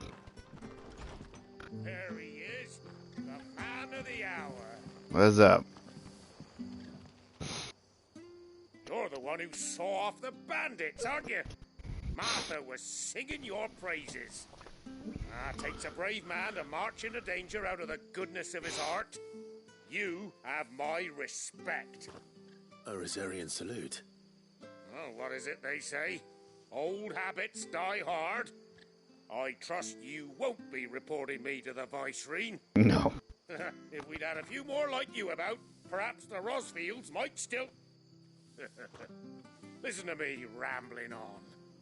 Thank you again, and, take care of yourself. Yeah, that's a nice little bit of dialogue.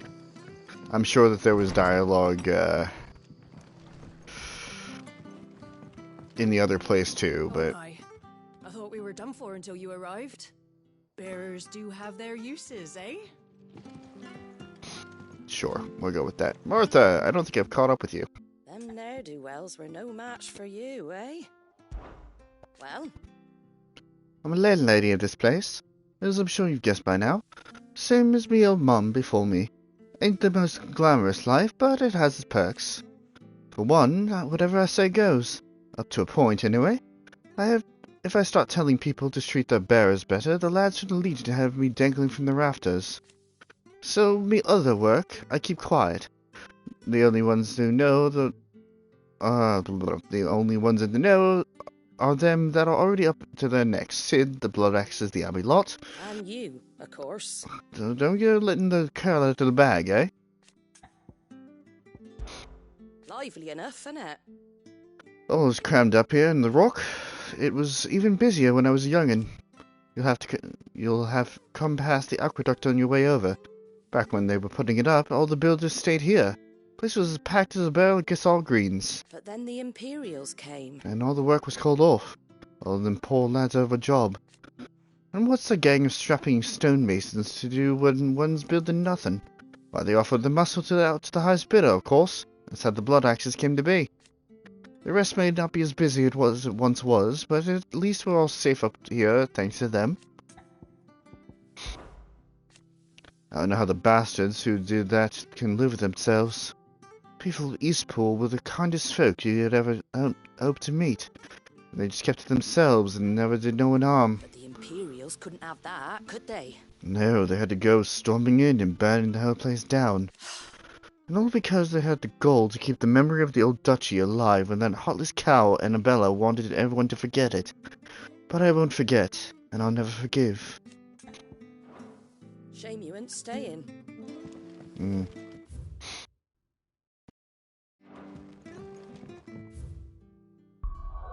That should be it.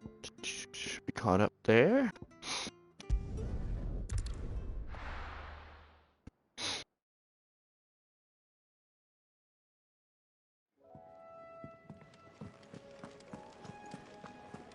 Hold on, Gav. Hold on, Gav. Look what the curl dragged in. Very funny. You down.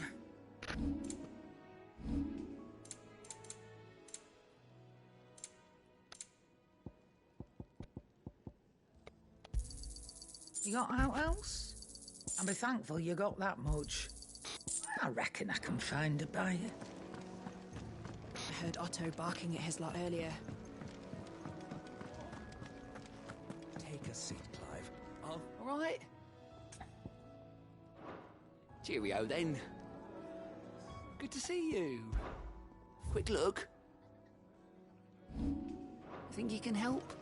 Alright, everything's caught up. Was it? Gav. Well, well, well, someone's in a hurry. Just following orders. Funny, I never took you for the type. Can't all be as obedient as you, Gav. Yeah?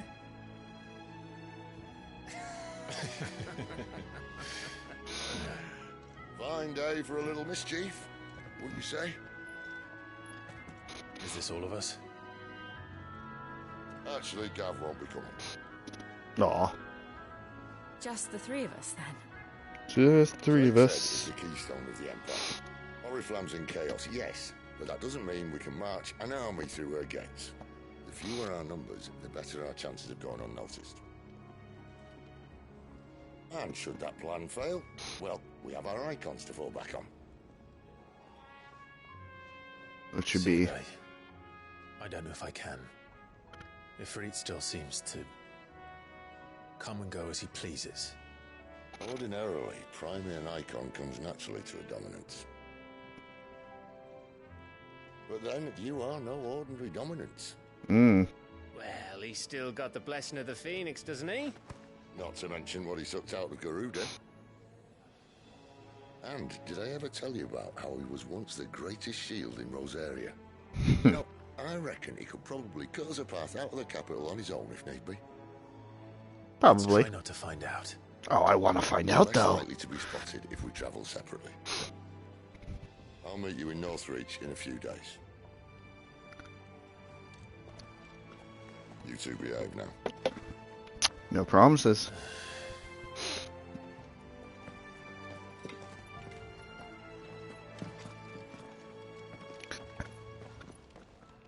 Oh boy.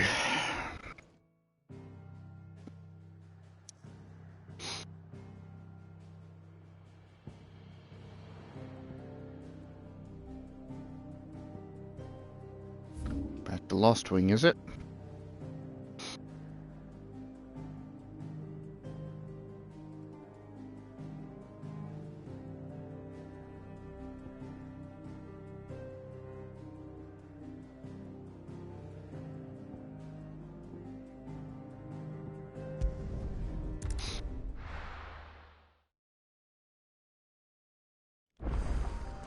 So, we're meeting in Northreach. And will I find Sid and Jill before this dame finds me?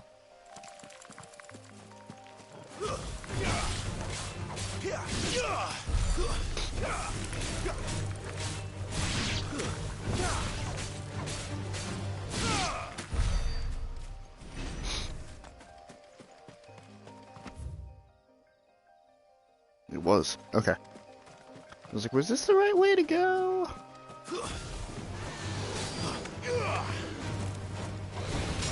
Oh, come on. Come off it.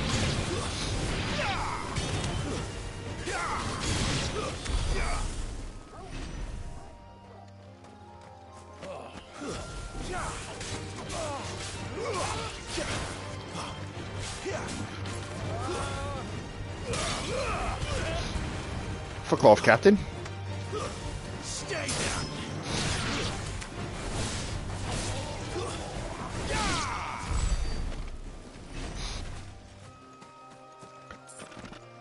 Okay, so I'm in a predicament. Like, this seems like kind of a good place to stop, I'm gonna be honest. But at the same time, I kind of want to keep going, and I don't know when the next time I'm gonna be able to stream this is. With so much else on my plate. Good boy.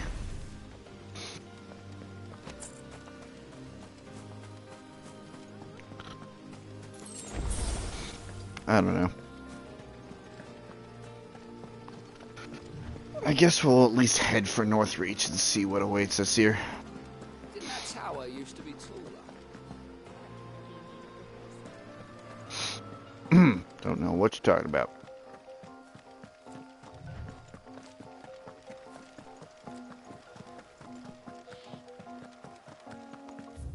This This is a new area.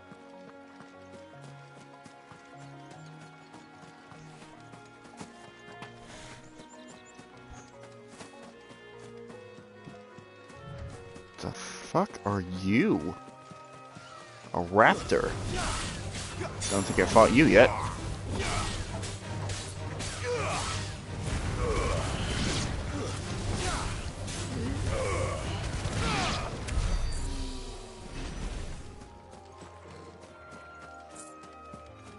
Now I have.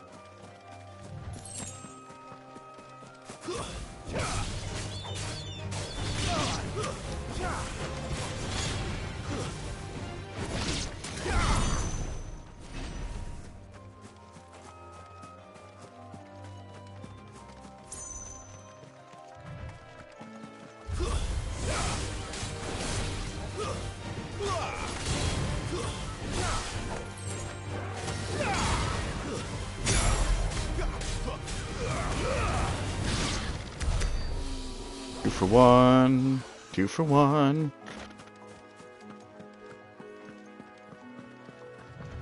There. Northreach.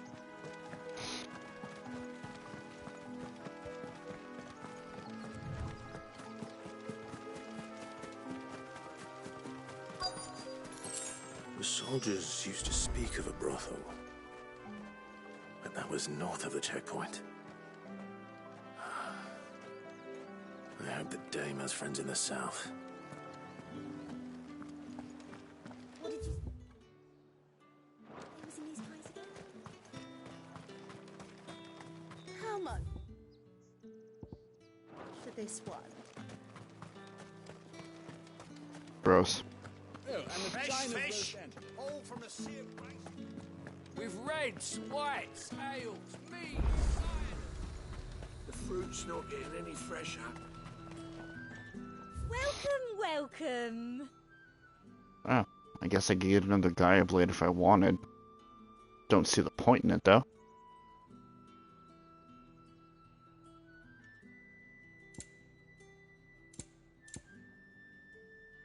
I will grab that meteorite, though.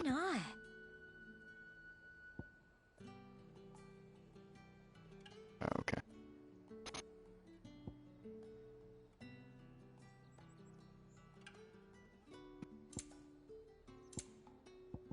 I'll be here if you need me. Always grab a meteorite.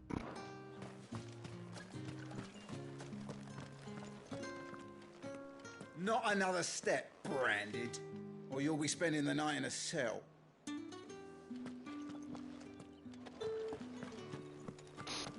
We've the right to confiscate any objects forbidden by the throne. Of course.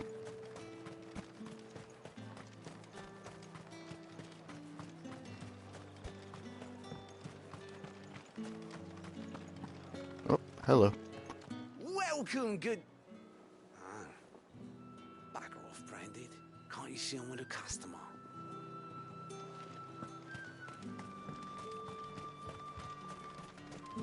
Gonna suck when you figure out that who you're talking to is the fucking... Okay.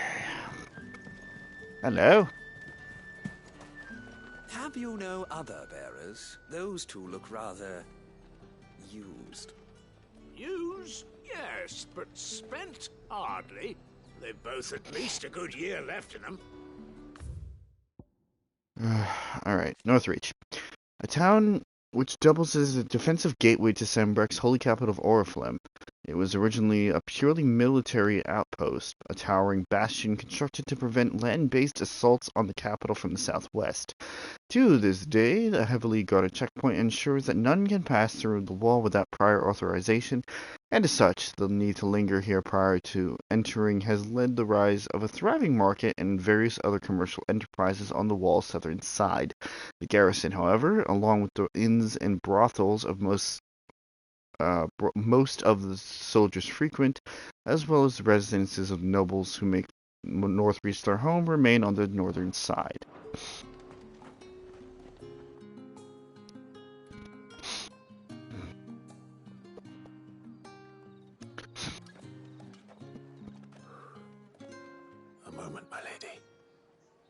A moment? I doubt you could afford even that much of my time. Branded. My mistake. No, mine. Upon reflection, you don't have the scent of a branded about you. What the hell does that mean? Flowers. Otto always did know how to please me. More than Sid ever did anyway. Do you think you could please me, Clive? You're the dame. Let us leave such impersonal titles to my less preferred clientele. You can call me Isabel. Otto assured me I could trust you. I can trust you, can't I? You can trust me, yes, but why would you? Help you? Because that's what we do. Long ago, Sid did me a kindness when no one else would. I have never forgotten that. Without it, I would not be where I am today. And so, I make it a point to do the same whenever possible. Which brings us here. To the final obstacle between you and whatever it is you seek in the holy capital. I fear the guards are not likely to let a masterless bearer pass unmolested. Unless...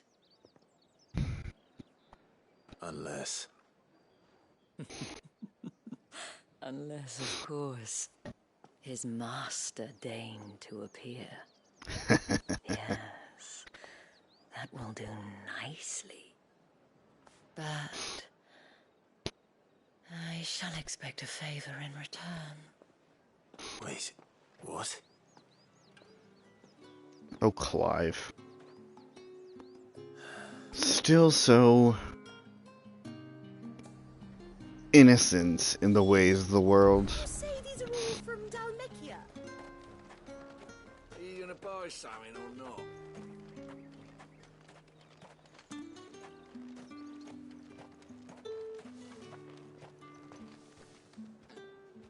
What the hell are you doing? Tut tut. We cannot have people thinking I tolerate disobedience from my branded. The men who gave me this are no more my masters than you are. But it's not as if I can hide it. From the moment you acquired it, that brand has done naught but take. But today, it is going to give you exactly what you want. Just play along.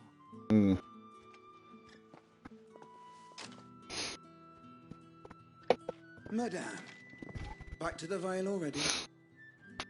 But of course, we must make ready to welcome you, my dear. And who might this be? Why, my new escort. The streets aren't safe for a girl, what with all the royalists about. Well, don't work him too hard. Well, that rather depends on you now, doesn't it? I'll see you all at sunset. Oi, hold up.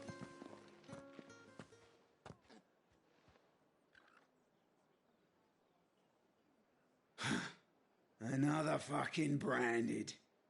Well, you're lucky you're with the dame. Now get out of my sight, filth.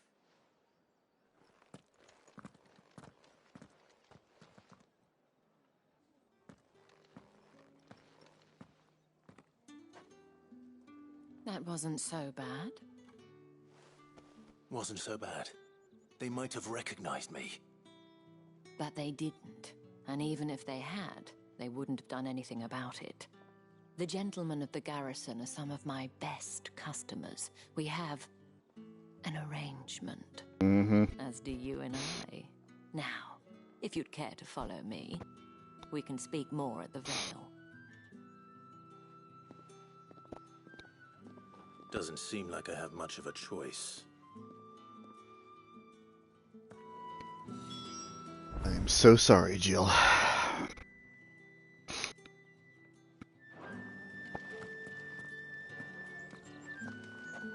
At least they let me keep my dog.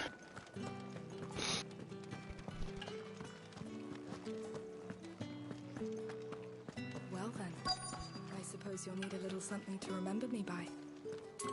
And I suppose I'll need to get my coin purse.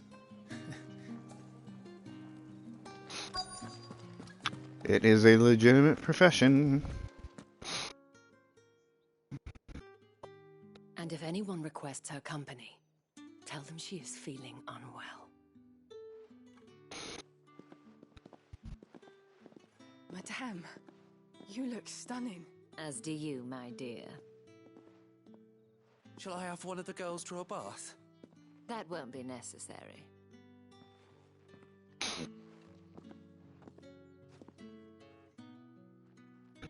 Clive, my darling, welcome to the Vale.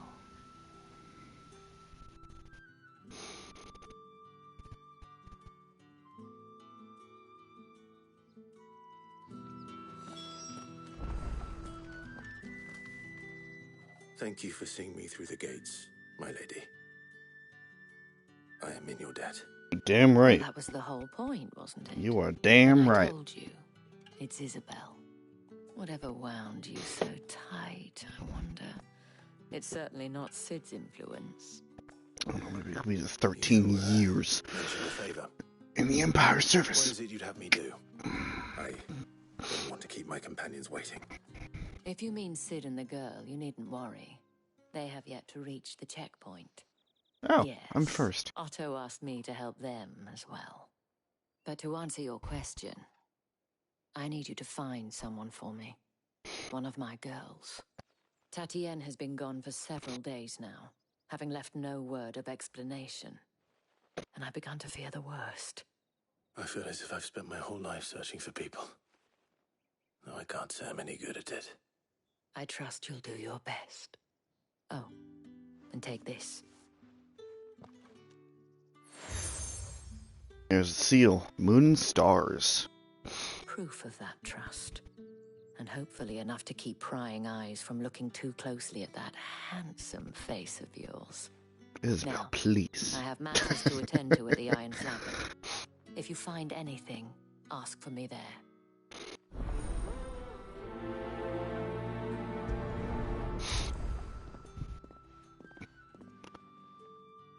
I should probably start here.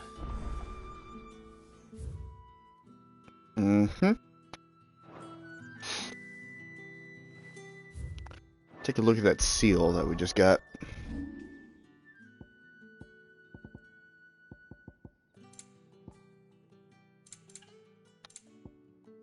The moon and stars. This seal marks its bearer as a trusted ally of Isabel, proud proprietress of Northreach's foremost house of ill repute, the Vale. Long ago, Sid did me a kindness when no one else would. I've never forgotten that, and without it, I wouldn't be where I am today, and so I make it a point to do the same whenever possible. And fragrant satchel. I hate that word. A small sack. Let me try again. A small sack stuffed full to bursting with an aromatic potpourri of citrus peel, flower petals, and sweet-smelling bark. I'll blend certain to secure an audience with the dame, if Otto is to be believed. Alright. We've gotten to the Vale. And we have got many more things to do. Yeah! There's the scratch I was looking for. We've got many things to do. And we will pick that up next time. As much as I would love to keep going, it would probably be in my best interest to wind down with something a little less stream related. So, as I said, I don't know when I'll be able to do this again. I might be able to squeeze one in on Tuesday. It's not going to be a long one because I'm working second shift, but I suppose we'll see. Or maybe Wednesday. It's still a good game, and methinks that we are just beginning. But before my ramblings get me into trouble, thank you guys for watching, and I will see you guys later. Good night, everybody.